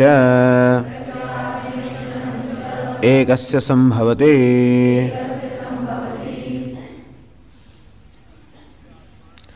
तम प्रत्यगात्मानं स्वं स्वभावम ऐक्षद अपश्यद पश्यति. कोई गधीर के विवेक मनुष्य ये प्रत्यगात्मा स्वं स्वभावम, જે પોતાનો વાસ્તવિક ભાવ છે, જે પોતાનું વાસ્તવિક સ્વરૂપ છે. આમ પ્રત્યેક મનુષ્ય આત્માને જીવે તો છે જ, પ્રત્યેક ક્ષણે જીવે છે, છતાં સ્વભાવ આત્મા જે વાસ્તવિક સ્વરૂપ છે એને જોઈ શકતો નથી. અને તેથી કોઈક ધીર પુરુષ આત્માના વાસ્તવિક સ્વરૂપને જોઈ કથમ પશ્યતિ, કેવી રીતે જીવે છે, કેવી રીતે આ વિવેક મનુષ્ય આત્માના દર્શન કરે છે. इति उच्यते। उपनिषद पोते ज કહે છે आवृत्त चक्षुः, आवृत्त चक्षुः, आवृत्तम व्यावृत्तम। જેણે પોતાના ચક્ષુને આવૃત્ત વ્યાવૃત્ત તો કે એણે જેણે સંકેલી દીધા છે અને જેણે દિશા બદલી નાખી છે। ચક્ષુ જે બહાર છે એની જેણે દિશા બદલી નાખી છે। ચક્ષુ શ્રોત્રાદિકમ ઇન્દ્રિય જાતમ। ચક્ષુ એટલે કે આંખો, પરંતુ અહીંયા આંખ કે ચક્ષુ શબ્દથી માત્ર એકલા ચક્ષુ લેવાના નથી, પરંતુ શ્રોત્રાદિકમ ઇન્દ્રિય જાતમ। શ્રોત્ર અર્થાત આપણા કાન કર્ણેન્દ્રિયથી માંડીને જે બધી ઇન્દ્રિયો છે એ બધી ઇન્દ્રિયોને જેણે અંદર વાળી લીધી છે। અંદર વાળવી એટલે શું? અશેષ વિષયાત વ્યાવૃત્તમ યસ્ય। અશેષ વિષયાત બધા જ વિષયોમાંથી જેણે પોતાની ઇન્દ્રિયોને અંદર વાળી લીધી છે। આજ ઇન્દ્રિયોની સ્વાભાવિક પ્રવૃત્તિ તો વિષયમાં જવાની જ છે, એટલે ભગવાને ઇન્દ્રિયોનો સ્વભાવ તો બહિર્મુખ ઘડ્યો જ છે અને તેથી એ સ્વભાવમાં સંપૂર્ણ પરિવર્તન લાવવું આ પ્રકારનું મહાન કાર્ય ભગીરથ પરિશ્રમ જેણે કર્યો છે। આમ ભગીરથને કેટલી પેઢીઓ થઈ ગઈ ગંગાને ઉપરથી નીચે લાવતા લાવતા, ભગીરથ પ્રયત્ન, આ પ્રકારનો ભગીરથ પ્રયત્ન જેણે કર્યો છે, જેણે પોતાના સ્વભાવમાં સંપૂર્ણ પરિવર્તન આણ્યું છે। આ એક જરૂરિયાત છે। કેમ એવું છે? સ એવમ સંસ્કૃત પ્રત્યેગાત્માનમ પશ્યતિ। આ પ્રકારે જે સંસ્કૃત થયો છે, અર્થાત આ પ્રકારે જેનું અંતઃકરણ સંસ્કૃત, આ પ્રકારના સંસ્કાર પડ્યા છે। પ્રત્યેગાત્માનમ પશ્યતિ નહીં બાહ્ય વિષય આલોચન પરત્વમ પ્રત્યેગાત્મ ઈક્ષણમ છે એકસ્ય સંભવતી। એવું શા માટે? કોઈ પ્રશ્ન કરે કે ભલે બહારના વિષયોમાં મારું મન રમણ કરતું હોય, ભલે મારા જેનો ભોગ હોય અને તેથી આત્માના દર્શન ન કરી શકું, કેમ? એવી શું જરૂરિયાત છે કે હંમેશા શાસ્ત્રો આપણને વૈરાગ્યની જ વાત કરતા હોય? એવી જરૂર શું છે? કેમ અમારા જીવનનો આનંદ અમે માણી શકીએ, અર્થાત અમે ભોગમય જીવન જીવી શકીએ અને સાથે સાથે આત્માના દર્શન કરી શકીએ, એવું કેમ નહીં? તો કહે છે નહીં બાહ્ય વિષય આલોચન પરત્વમ। એક બાજુ મન બહારના વિષયોનું આલોચન કરતું હોય, અર્થાત બહારના વિષયોના વિચારમાં, માત્ર વિચાર એટલે એવું નથી કહેતા ઉપનિષદ કે બહારના વિષયો સાથે વ્યવહાર ન થવો જોઈએ, વ્યવહારનો વિરોધ નથી। મનુષ્ય અંતર્મુખ બન્યો, આપણે ચર્ચા કરી ગયા અઠવાડિયે કે અંતર્મુખ બન્યો અર્થ એ નહીં કે નિષ્ક્રિય બની ગયો, કે માત્ર આંખો આવૃત્ત ચક્ષુ એટલે માત્ર આંખો બંધ કરીને જ બેસી ગયો। કહ્યું એ પ્રમાણે અંતર્મુખતા અને બહિર્મુખતા કોને કહેવાય? અંતર્મુખતા અને બહિર્મુખતા ખરેખર આપણી દ્રષ્ટિ, એ દ્રષ્ટિનું સૂચન કરે છે। જે મનુષ્ય માનતો હોય કે પોતાના જીવનની સમસ્યાઓનો ઉકેલ બહાર છે, પોતે જીવનમાં જે શોધી રહ્યો છે એ બહાર પ્રાપ્ત થવાનું છે, એને આપણે બહિર્મુખ મનુષ્ય કહીશું। પછી ભલે ને આંતરિક પ્રવૃત્તિ કરતો હોય, ભલે અંદર કંઈક સાધના કરતો હોય, કંઈ પણ કરતો હોય અને છતાં પણ બહાર કશું પ્રાપ્ત થાય એ હેતુથી કરતો હોય, એ બહિર્મુખ જ છે। અને જે મનુષ્યના મનમાં આ પ્રકારનો વિવેક છે કે જે હું જીવનમાં સિદ્ધ કરવા ઈચ્છું છું એ વાસ્તવમાં અંદર જ છે અને છેવટે હું જ છું, આ પ્રકારનો જેનો વિવેક છે, અને તેથી આ વિવેકથી જેનું જીવન સંચાલિત થાય છે એ મનુષ્ય અંતર્મુખ। પછી ભલે એ બહાર અત્યંત કાર્યશીલ હોય, કાર્યરત હોય, અને છતાં પણ એ કાર્ય કરવાની પાછળ પણ કંઈક બહારથી કોઈક રીતે તૃપ્તિ પ્રાપ્ત કરવાનો હેતુ ન હોય, પણ બહારના કાર્યનો હેતુ પણ આંતરિક તૃપ્તિ, આંતરિક શુદ્ધિ પ્રાપ્ત કરવાનો હોય, તો અત્યંત પ્રવૃત્તિશીલ મનુષ્યને આપણે અંતર્મુખ કહીશું। એટલે બહારથી સુખ કે તૃપ્તિ શોધવા એ તો મનનો સ્વભાવ છે જ, અને સતત વિવેકથી જેણે પોતાના મનના આ સ્વભાવમાં પરિવર્તન આણ્યું છે। અવિવેકને કારણે જ મન બહિર્મુખ છે, અને તેથી કોઈ પણ પ્રકારની યાંત્રિક પ્રવૃત્તિઓથી આપણે મનને અંદર ખેંચીએ એને આપણે યાંત્રિક પ્રવૃત્તિઓ કહીશું। મનને ક્યાંક એકાગ્ર કરવું, પ્રાણાયામ કરીને મનને રોકી રાખવું, આ બધી પ્રવૃત્તિઓ જે છે એ કેવી છે? યાંત્રિક પ્રવૃત્તિ, અર્થાત કોઈક રીતે મન પર જોર જુલમ કરવો। આ મન પર જોર જુલમ કરીને કદાચ આપણે મનને અંતર્મુખ બનાવીએ કે આંતરિક કેન્દ્રિત કરીએ તો પણ એ મન બહિર્મુખ જ રહેવાનું, કારણ કે હજી એના પર જોર જુલમ કરવામાં આવે છે। અને તેથી જરૂર તો એ છે કે મનને સતત કેળવવામાં આવે। विरज्य विषयव्राता दोष दृष्टिया मुहुर्मुहु स्वलक्ष्ये नियतावस्था मनस शम उच्यते। विरज्य विषयव्राता आ विषयनो व्रात विषयनो जो समूह છે એમાંથી વિરજ્ય એમાં વૈરાગ્ય રાગ દ્વેષમાંથી મુક્તિ પ્રાપ્ત કરવી કેવી રીતે દોષ દૃષ્ટિયા મુહુર્મુહુ વિષયમાં આસક્તિ રાખવાથી અને વિષયનો ભોગ કરવાથી કયા પ્રકારનો દોષ છે કે વિષય પ્રત્યે દ્વેષ રાખવાથી પણ શું દોષ રહેલો છે આમ વિષયો પ્રત્યે કે જગત પ્રત્યે જે રાગ દ્વેષ રહેલા છે રાગ દ્વેષમાં શું દોષ રહ્યો છે એને કારણે પોતાને શું નુકસાન થાય છે એને મુહુર્મુહુ આ દોષ દૃષ્ટિ વારંવાર કરવી જોઈએ રાગ દ્વેષ હોવાને કારણે કેવું મનુષ્યને પોતાનો જ કેવો આંતરિક સંઘર્ષ થતો હોય છે અને મનુષ્ય કેવી રીતે પોતાનાથી જ વંચિત રહી જતો છે જેમ જેમ આપણા મનને બતાવે તેમ તેમ ધીમે ધીમે મન આ રાગ દ્વેષમાંથી મુક્ત થતું જાય રાગ દ્વેષ અવિવેકને કારણે જન્મ્યા છે વસ્તુના સ્વરૂપનું યોગ્ય આલોચન ન કરવાને કારણે જન્મ્યા છે વસ્તુમાં માત્ર જો ગુણ આપણે દર્શન કરીએ તો રાગ જન્મવાનો જ છે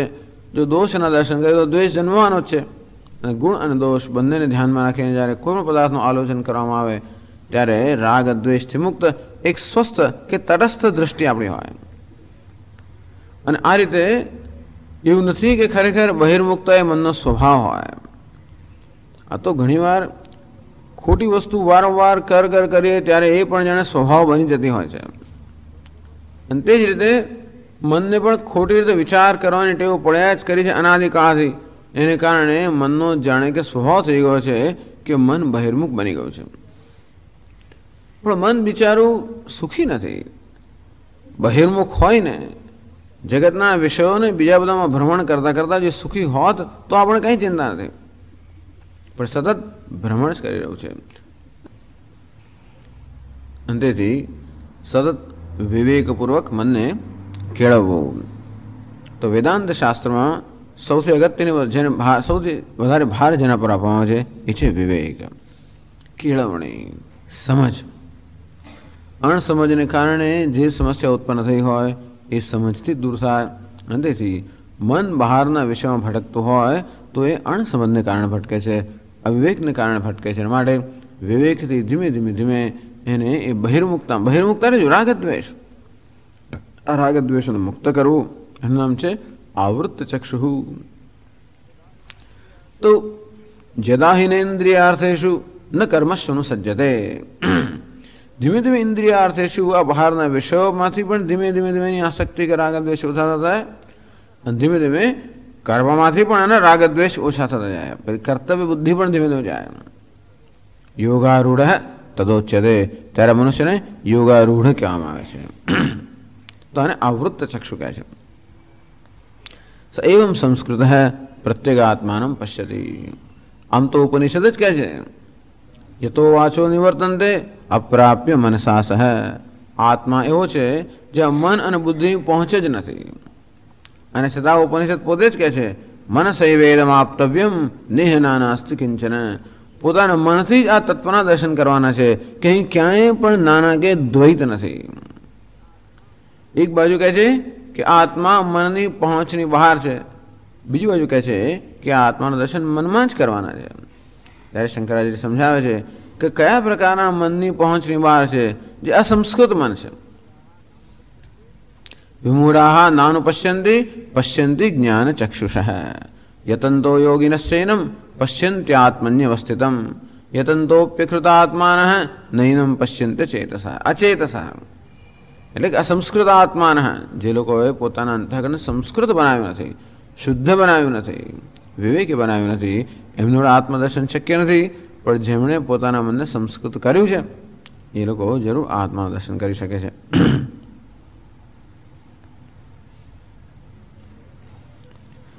તો કોઈ કહે ભલે ને આત્મા દર્શન કરે ને બીજો આત્માનું દર્શન ના કરે ફેર શું પડી ગયો કે આત્માના દર્શન કરવાથી જીવનમાં શું પ્રાપ્ત થવાનું છે આટલો બધો પ્રયત્ન કરીને આત્મદર્શન આ વિવેકી પુરુષે કર્યું તો પણ એમાં તેને મળ્યું શું એટલે એ પ્રશ્ન આગળ કરે છે કિમર્થમ પુનઃ ઇત્થમ મહતા પ્રયાસેન સ્વભાવ પ્રવૃત્તિ નિરોધમ કૃત્વા धीरः प्रत्यगात्मानं पश्यते इत्युच्यते। अमृतत्वम् अमरणधर्मत्वम् नित्यस्वभावताम् इच्छन् आत्मनः इत्यर्थः। किमर्थं पुनः इत्थं महता प्रयासेन स्वभाव प्रवृत्ति निरोधं कृत्वा? किमर्थं, क्या हेतु थी? इत्थं महता प्रयासेन, आ महान प्रयास थी, भगीरथ प्रयास थी।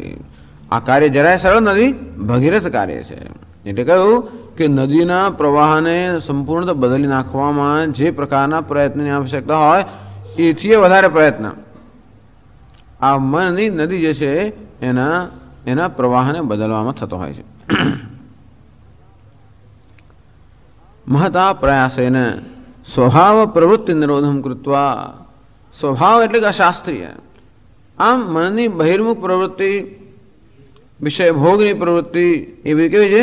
શાસ્ત્ર વિરુદ્ધ। શાસ્ત્ર વિરુદ્ધ એટલા માટે કે પોતાના ખરેખર પોતાના હિતથી વિરુદ્ધ છે। પોતાનું હિત શેમાં છે? અમૃતત્વમ। એટલે જ્યારે મનુષ્ય જોયું કે આ બધી પ્રવૃત્તિઓ પોતાના હિતથી જ વિરુદ્ધ છે, સ્વભાવ પ્રવૃત્તિ નિરોધમ કૃત્વા, અને આ રીતે પોતાના સ્વભાવ પર ધીમે ધીમે ધીમે એ પ્રભુત્વ પ્રાપ્ત કરતો જાય। આમ તો નિરોધમ કરતો આવ્યું છે, એટલે કે આપણા મનની આ વૃત્તિઓનો નિરોધ કરવો, વિવેકપૂર્વક ધીમે ધીમે આ વૃત્તિઓમાંથી મનને મુક્ત કરવું। તો વિવેકથી આપણે એ જ વસ્તુ સિદ્ધ કરી શકીએ જે યોગી લોકો અષ્ટાંગ યોગથી સિદ્ધ કરતા હોય છે। આમ આસન, પ્રાણાયામ, પ્રત્યાહાર, પછી ધારણા, ધ્યાન, આ બધા યોગના અંગથી જે સિદ્ધ થાય એવી જ જાતની એકાગ્રતા કે એવી જ જાતની માનસિક સ્વસ્થતા કે મનનું સમાધાન આ વિવેકથી પ્રાપ્ત થઈ શકે। એનું એક જ કારણ છે કે મનનો સ્વભાવ તો સ્વચ્છ જ છે, અને એવું મન સ્વભાવથી વાસ્તવમાં કેવું છે? શાંત છે, નિર્મળ છે, પ્રસન્ન છે, એકાગ્ર પણ છે। આમ એકાગ્રતા, સ્વચ્છતા, સૂક્ષ્મતા એ મનનો સ્વભાવ છે, પરંતુ આવા બધા અવિવેકને કારણે, આ બધા સંસ્કારોને કારણે મન આવું સ્થૂળ બની ગયું છે, મૂળ બની ગયું છે, વિક્ષિપ્ત બની ગયું છે। અને તેથી વિવેકપૂર્વક ધીમે ધીમે ધીમે મનને આમાંથી છોડાવવામાં આવે તો મન પોતાની સ્વાભાવિક સ્થિતિ પ્રાપ્ત કરે। ભલે અત્યારે જે સ્વભાવ, જેને આપણે સ્વભાવ કહેતા હોઈએ, પણ એ સ્વભાવ નથી। સ્વભાવ એટલે સ્વભાવ, સ્વભાવ, પોતાનું વાસ્તવિક સ્વરૂપ નામ સ્વભાવ। એટલે મન જ્યારે બહિર્મુખ છે ત્યારે પણ એ મનનો સ્વભાવ નથી। એટલે જ મેં કહ્યું મન ભટક્યા કરતો હોય છે, એને ક્યાંય શાંતિ નથી મળતી। અને તો એને ક્યાં શાંતિ મળે છે? એનો પોતાના સ્વભાવમાં। કયો સ્વભાવ છે એનો? સ્વચ્છતા, નિર્મળતા, પ્રસન્નતા। આમ વિવેકપૂર્વક મનને રાગ દ્વેષમાંથી મુક્ત કરવામાં આવે, એને શાસ્ત્રના સંસ્કારથી સંસ્કૃત કરવામાં આવે। નિહ નાનાસ્તિ કિંચન, અર્થાત એટલે શાસ્ત્રની તો આવશ્યકતા છે જ। આ જગતમાં જે દ્વૈતના દર્શન થાય છે એ દ્વૈત વાસ્તવિક નથી। આ દ્વૈતનો પણ દ્વૈતના અધિષ્ઠાનરૂપ એક અદ્વિતીય તત્વ છે, એ જ જીવનનું સત્ય છે, અને સ આત્મા તત્વમસી, એ જ આત્મા છે, એ જ હું છું, અને એ જ મારે સિદ્ધ કરવાનું છે। જેટલે અંશે આ વસ્તુ મનમાં દ્રઢ થતી જાય એટલે અંશે ધીમે ધીમે આપણું અવિવેકમાંથી આપણે મુક્ત થતા જઈએ। એટલે સંસ્કાર આ રીતના કે અંતઃકરણને શુદ્ધ કરવાના સંસ્કાર અને જોડે શાસ્ત્રના સંસ્કાર। સ્વભાવ પ્રવૃત્તિ નિરોધમ કૃત્વા ધીરઃ પ્રત્યેગાત્માનં પશ્યતિ। તો આ ધીર કે વિવેક પુરુષ પ્રત્યેગાત્માના દર્શન કરે છે। આટલો બધો મહાન પ્રયત્ન કરીને કિમર્થમ, એનાથી શું હેતુ એનો સરે છે? ઉચ્ચતે, આવો જો પ્રશ્ન હોય તો એનો ઉત્તર આપવામાં આવે છે, શ્રુતિ પોતે ઉત્તર આપે છે।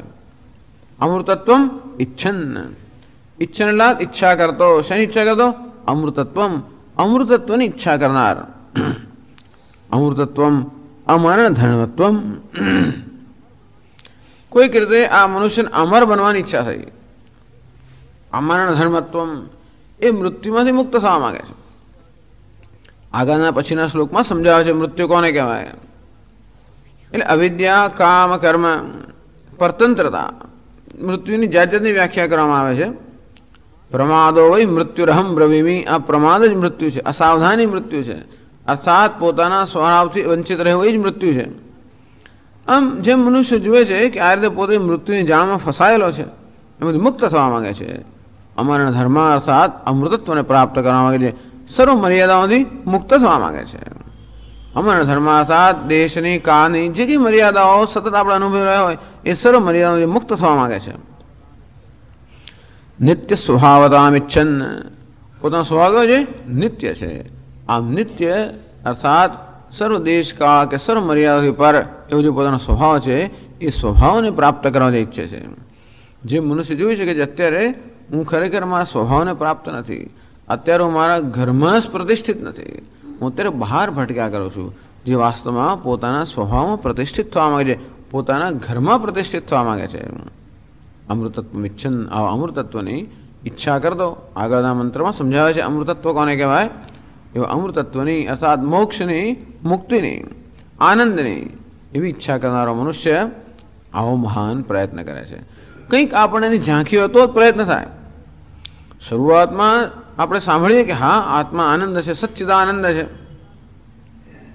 અને તેથી આપણો ઉત્સાહ જન્મે. ધીમે ધીમે ધીમે જેટલે અંશે આપણું મન રાગ દ્વેષ મુક્ત થાય, એટલે અંશે કંઈક સ્વસ્થતા પ્રાપ્ત કરે, એટલે અંશે પેલા સચ્ચિદાનંદ આત્માની કંઈક એને ઝાંખી થાય, કંઈક આંતરિક શાંતિ, કંઈક આંતરિક પ્રસન્નતા જન્મે.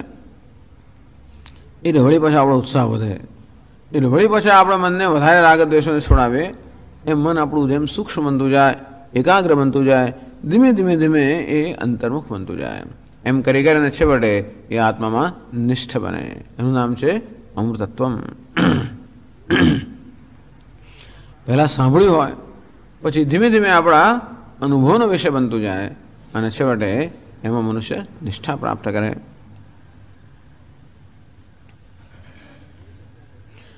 આમ પહેલા મંત્રની ચર્ચા થઈ. બીજો મંત્ર છે એ બીજા મંત્રને સમજાવવા માટે શંકરાચાર્ય મહારાજ એક ભૂમિકા રચે છે બીજા મંત્રને સમજાવવામાં. એટલે 86મા પાના પર બીજા પેરેગ્રાફમાં કહે છે, યત્તાવત સ્વાભાવિકમ પરાગેવ અનાત્મદર્શનમ તત આત્મદર્શનસ્ય પ્રતિબંધકારણમ અવિદ્યા તત્પ્રતિકૂલત્વાत् યાચ પરાક્ષુ એવ અવિદ્યોપદર્શિતેષુ દૃષ્ટાદૃષ્ટેષુ ભોગેષુ તૃષ્ણા તાભ્યામ અવિદ્યા તૃષ્ણાભ્યામ પ્રતિબદ્ધાત્મદર્શનાઃ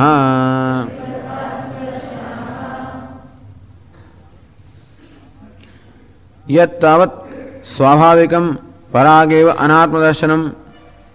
યત તાવત તો પછી આગળના મંત્રમાં જેનું વર્ણન કરવામાં આવ્યું, સ્વાભાવિકમ જે અત્યારે સ્વભાવ બની ગયો છે.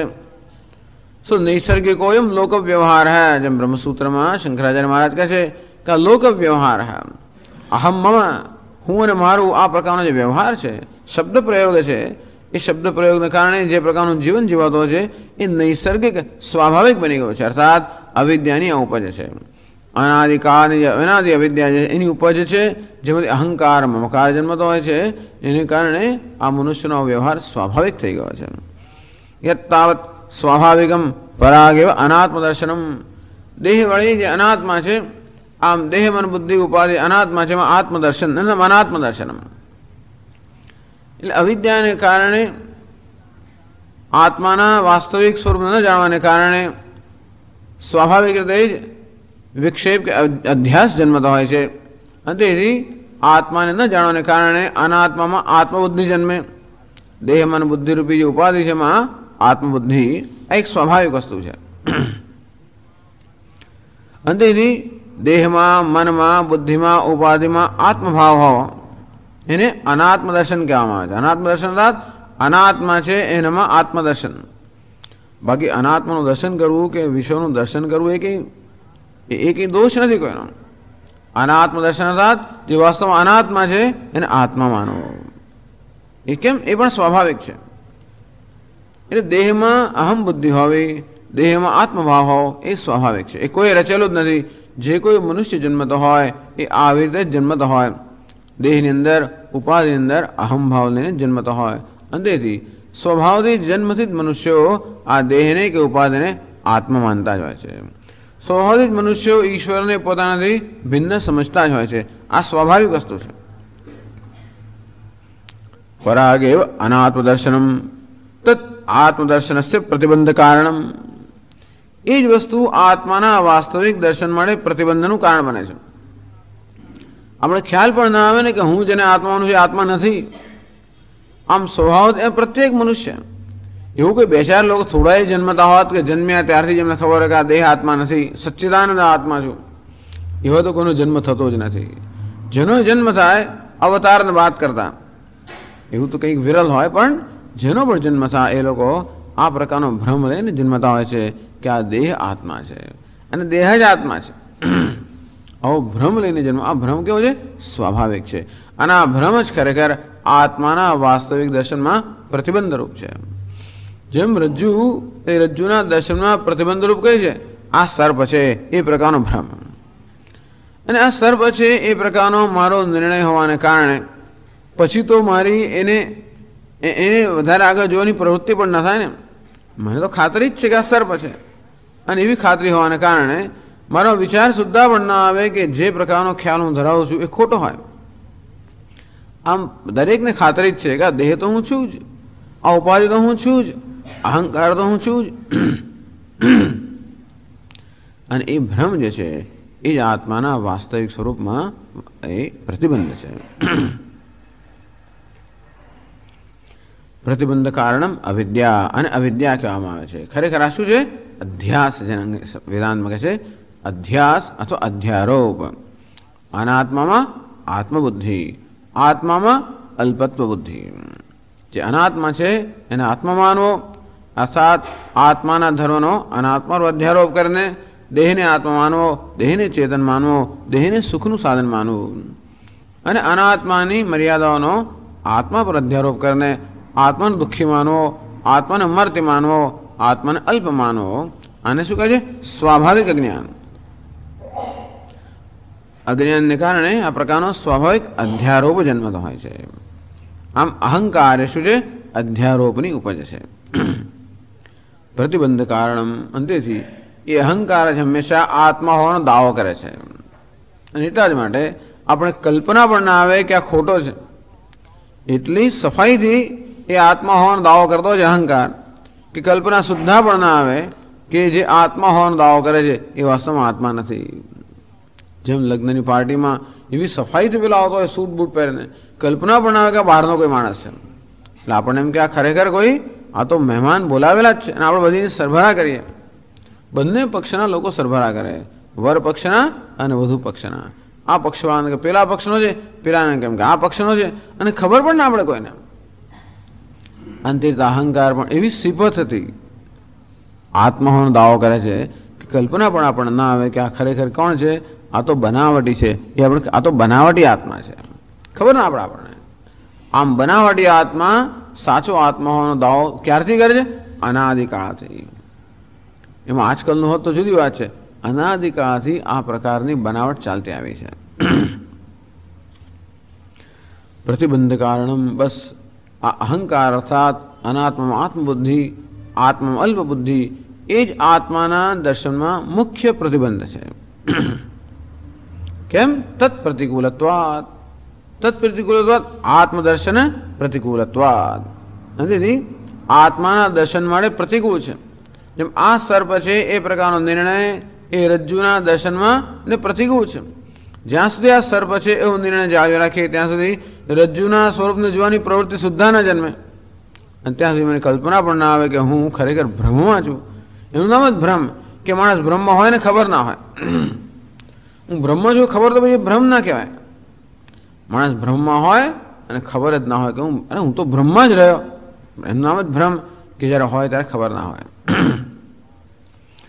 આ એક તત્પ્રતિકૂલત્વાત આત્મદર્શન પ્રતિકૂલત્વાત, આત્માના દર્શનને પ્રતિકૂળ હોવાને કારણે આ અવિદ્યા કે અધ્યારોપ કે અધ્યાસ એ પહેલો પ્રતિબંધ છે, મુખ્ય પ્રતિબંધ. યાચ પરાક્ષુ એવ અવિદ્યોપદર્શિતેષુ દૃષ્ટાદૃષ્ટેષુ ભોગેષુ તૃષ્ણા. આમ આવી જાતની જ્યારે આવું અજ્ઞાન આવરણ જ્યારે હોય, અધ્યારોપ જ્યારે હોય, ત્યારે પેલી માયાનો બરોબર લાભ પણ લેતી હોય છે. અને તેથી માયા શું કરે છે? જગતમાં ભિન્ન ભિન્ન પ્રકારના વિષયોને એની સમક્ષ ધરે. અવિદ્યા ઉપદર્શિતેષુ, અવિદ્યાને કારણે, માયાને કારણે આ ભિન્ન ભિન્ન પ્રકારના વિષયોનો અર્થ અનેક જીવનની સિદ્ધિઓ, અનેક પ્રલોભનો કે આકર્ષણો. તો કે એકવાર માણસને વિચાર અંદર દુઃખ હોય એટલે બહાર એ કંઈ ને કંઈ કશું ને કશું શોધતો તો હોય જ. ગઈકાલે કહ્યું તે પ્રમાણે ડૂબતો માણસ જેમ તરણું પકડે, આ માણસ કશું પકડવા તૈયાર છે. એને ક્યાંક સુખની, ક્યાંક સલામતીની, ક્યાંક પણ આશા દેખાય તરત એને પકડવા તૈયાર છે.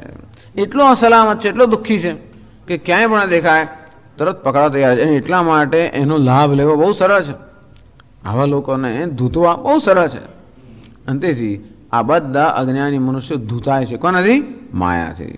અવિદ્યોપદર્શિતેષુ, અને માયાએ જગતને તો ઉત્પન્ન કર્યું, જગતના વિષયોને સત્યતા પણ આપી, અને એવા પ્રકારનું આકર્ષણ કે પ્રલોભન ઉત્પન્ન કરે, એવો બીજો ભ્રમ ઉત્પન્ન કર્યો કે જે દુઃખ કે શોક પોતે અનુભવી રહ્યો છે એ દુઃખ અને શોક આ જગતના વિષયોથી દૂર થશે. આ બીજો એક ભ્રમ થયો. હું દુઃખી છું, મૃત્યુને અધીન છું, અલ્પ છું, આ એક ભ્રમ. અને બીજો ભ્રમ કયો કે બસ મારી અલ્પતા, મારું દુઃખ, આ બધું કોણ દૂર કરશે? આ જગતના વિષયો દૂર કરશે. આ બીજો ભ્રમ. યાચ પરાક્ષુએવ, પરાગ એટલે કે બહાર, પ્રત્યેક એટલે અંત સ્વરૂપ, પરાગ એટલે બાહ્ય, બહાર. કેવા છે? અવિદ્યોપદર્શિતેષુ, અવિદ્યાએ ઉત્પન્ન કરેલા કે અવિદ્યા આપણે જે દેખાડે છે એવા વિષયો.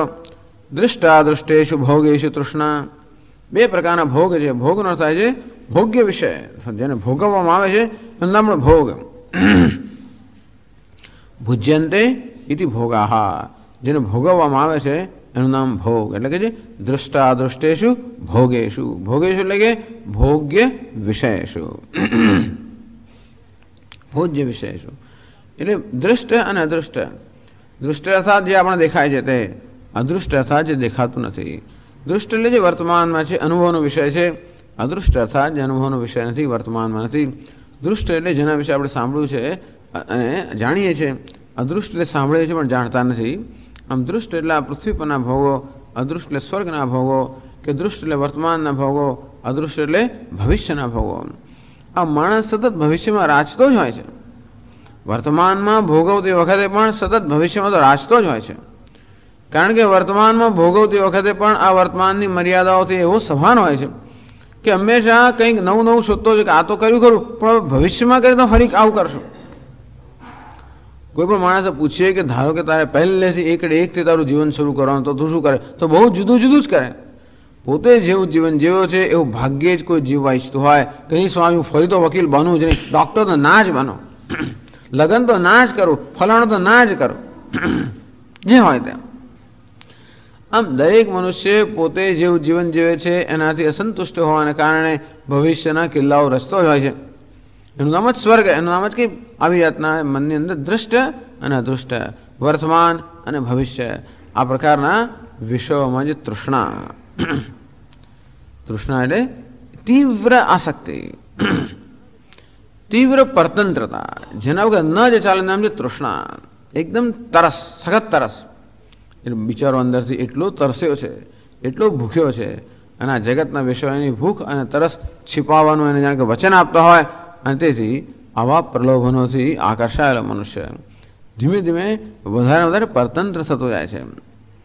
એટલે જ કહ્યું ને કે વિષયેન્દ્રિય સંયોગાત યત્તદગ્રે અમૃતોપમમ પરિણામે વિષમેવ. વિષય અને ઇન્દ્રિયના સંયોગથી જે સુખ મળે એ પ્રારંભમાં બહુ અમૃત સમાન જણાય, બહુ મીઠું જણાય. પરિણામે વિષમેવ, મનુષ્યને કેવું મને પરતંત્ર બનાવે છે, એને ધીમે ધીમે વ્યસન ઉત્પન્ન કરે છે, પરતંત્ર બનાવે છે. એના વગર ન જે ચાલે એ પ્રકારની પરિસ્થિતિ ઉત્પન્ન કરે છે. એટલે કહે છે કે તૃષ્ણા તાભ્યામ, ટૂંકમાં બે પ્રકારના અવરોધ કયા. એક અવરોધ કયો? અહંકાર, જે અવિદ્યામાંથી જન્મ્યો, જેને અધ્યારોપ કે અધ્યાસ કહીએ છીએ. અને બીજું આ વિષયો પ્રત્યેની તૃષ્ણા, એ પણ સ્વાભાવિક જ છે. તાભ્યામ પ્રતિબદ્ધ આત્મદર્શના, બસ આ બે પ્રકારના અવરોધથી જેનું આત્મદર્શન પ્રતિબદ્ધ થઈ ગયું છે. તાભ્યામ અનાત્મદર્શન ભોગેચ્છા રૂપાભ્યામ, આમ અનાત્મદર્શન અર્થાત અનાત્મા પર આત્માનો અધ્યારોપ પહેલું, અને પછી જગતના વિષયોને ભોગવવાની તૃષ્ણા આ બીજો અવરોધ. આ બે પ્રકારના અવરોધથી પ્રતિબદ્ધ આત્મદર્શન, જેમનું આત્મદર્શનમાં પ્રતિબંધ આવી ગયો છે. આ બે જ આત્માના દર્શન કરવામાં પ્રતિબંધરૂપ છે, અવરોધરૂપ છે. આવા મનુષ્યની વાત કરે છે બીજા મંત્રમાં કે એકદમ જ આપણને શું થયું, કશ્ચિત ધીર પ્રત્યેક આત્માનમૈક્ષત આવૃત ચક્ષુ અમૃતત્વ ઇચ્છન.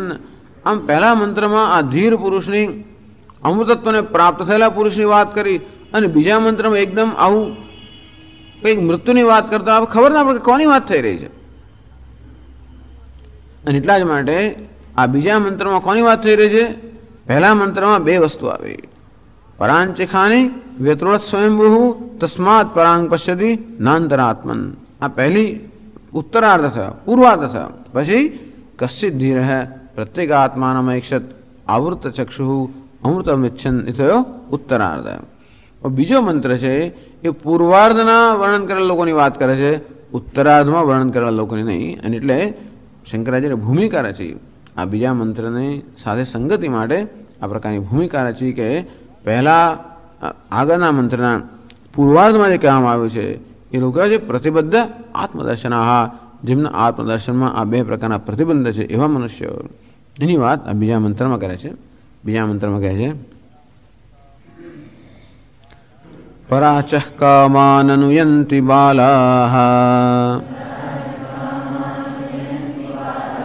તે મૃત્યોર્યંતિ વિતતસ્ય પાશમ અથ ધીરા અમૃતત્વં વિદિત્વા ધ્રુવમધ્રુવેષ્વ્યઃ ન પ્રાર્થયન્તે.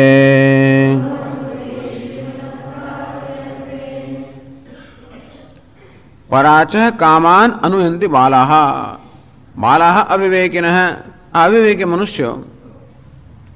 પરાચઃ કામાન અનુયંતિ, હંમેશા બહારના વિષયોનું અનુસરણ કરે છે.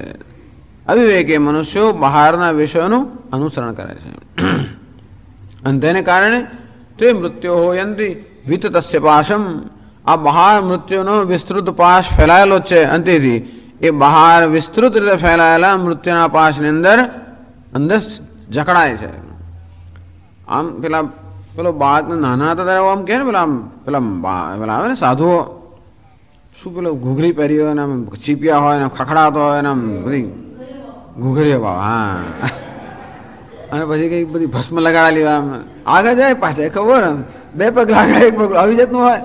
આપણે શું અહીં આવે આમ ભૂરકી નાખે છોકરાઓ, એની પાછળ પાછળ જ જાય અને પકડી લઈ જાય, આવું આપણે માનીએ છીએ.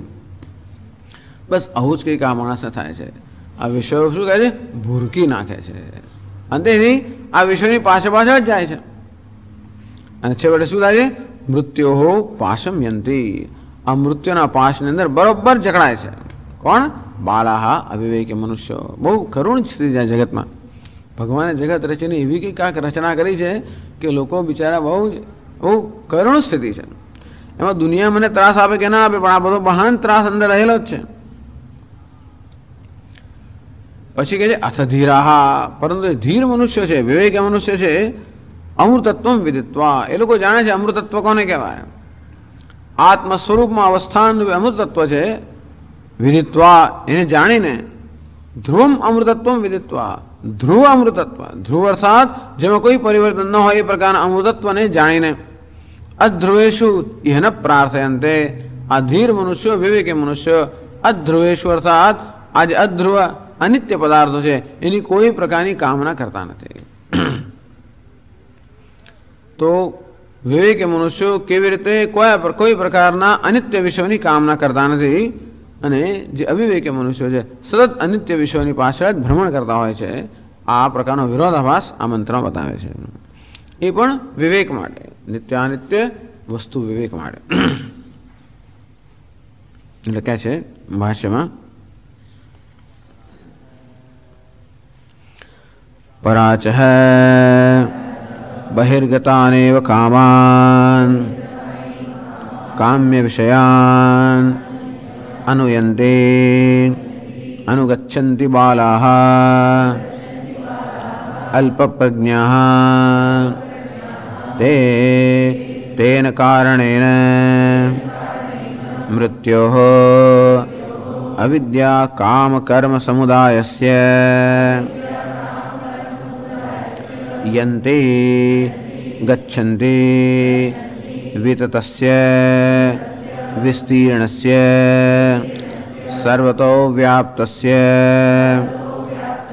पाशं पाश्यन्ते बध्यन्ते येन तं पाशं देहेन्द्रियादि संयोग वियोग लक्षणम्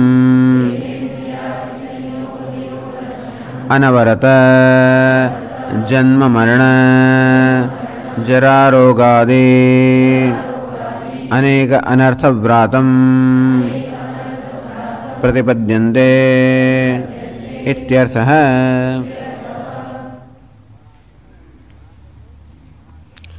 पराचः पराच એટલે પરાચઃ એનો અર્થ કયો? બહિર્ગતાન, આમ બાહ્ય બહાર રહેલા જે છે બહિર્ગતાન એવ કામાન પરાચઃ કામાન અનુયંતિ બાલાહ. બાલાહ એટલે કયું? હવે અલ્પ પ્રજ્ઞા, અલ્પ પ્રજ્ઞા જેવી પ્રજ્ઞા કે બુદ્ધિ કેવી છે? અલ્પ એટલે મંદ બુદ્ધિ. આ મંદ બુદ્ધિના મનુષ્ય, આ જરાય બુદ્ધિ ના હોવી સારી, મંદ બુદ્ધિ ખરાબ વસ્તુ છે. મંદ બુદ્ધિ કેમ ગઈ? જે વસ્તુમાં જે નથી તેના દર્શન કરવા, એના મંદ બુદ્ધિ. એટલે આ માણસો સમજતા નથી જીવનમાં. ગમે તેટલા એ લોકોને પ્રહારો થાય તો પેલો જેમ વાંદરો છોડે જ નહીં. મગફળી એના હાથમાં પકડી ના જ છોડે, ભલે વાંસા પર લાઠીઓનો પ્રહાર પડે તો પણ છોડતા નથી. એનું નામ છે અલ્પ પ્રજ્ઞા. ચલો પ્રહાર થાય તો સમજ્યા આવે, જે થાય વાંસા પર બે ચાર લાઠીઓ પડે એનો વાંધો નહીં, પણ સમજીને છોડી દો તો વાંધો નહીં. લાગે કે જો આ મેં પકડી રાખ્યું છે માટે મને આ લાઠીઓ ખાવી પડે છે. જીવનમાં આવો દુઃખ આવે ત્યારે પહેલાં સમજો કે દુઃખનું કારણ શું? કશું પકડી રાખ્યું હશે એટલે દુઃખ આવે છે. જ્યારે પણ દુઃખ આવે ત્યારે સમજો કશું પકડી રાખ્યું, એ સિવાય જીવનમાં દુઃખ હોય જ ના શકે. ખરેખર દુઃખ હોવાની કારણ નથી, કશું પકડી રાખ્યું હશે.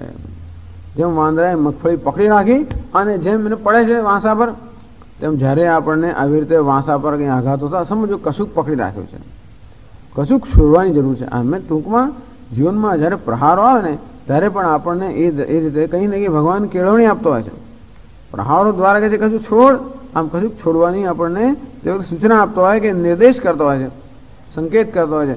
આપણે એવા નિર્દેશ કે સંકેતને સમજવા માટેની થોડી પણ આપણો ધીરજ હોય તો આપણે તો જરાક તો એવું કકડાટ કરી મૂકે ને ભગવાનને જેવી 2-4-10 ગાળો દઈ દઈએ. અને એટલા માટે જે એમાંથી શીખવાનું છે તો શીખીએ નહીં, જે છોડવાનું છે ને તો ઉલટા વળગી રહીએ. તો શું થશે આપણે કે જેમ આપણે વધારે આઘાત પડે વધારે વળગી રહીએ, એને તો વધારે જેમ પેલાને ઉપર વાંસા પર પડે તેમ પેલી મુઠ્ઠી બરોબર પકડે, છોડે જ નહીં. અને આ રીતે એનું નામ છે અલ્પ પ્રજ્ઞા. જે લોકો જીવન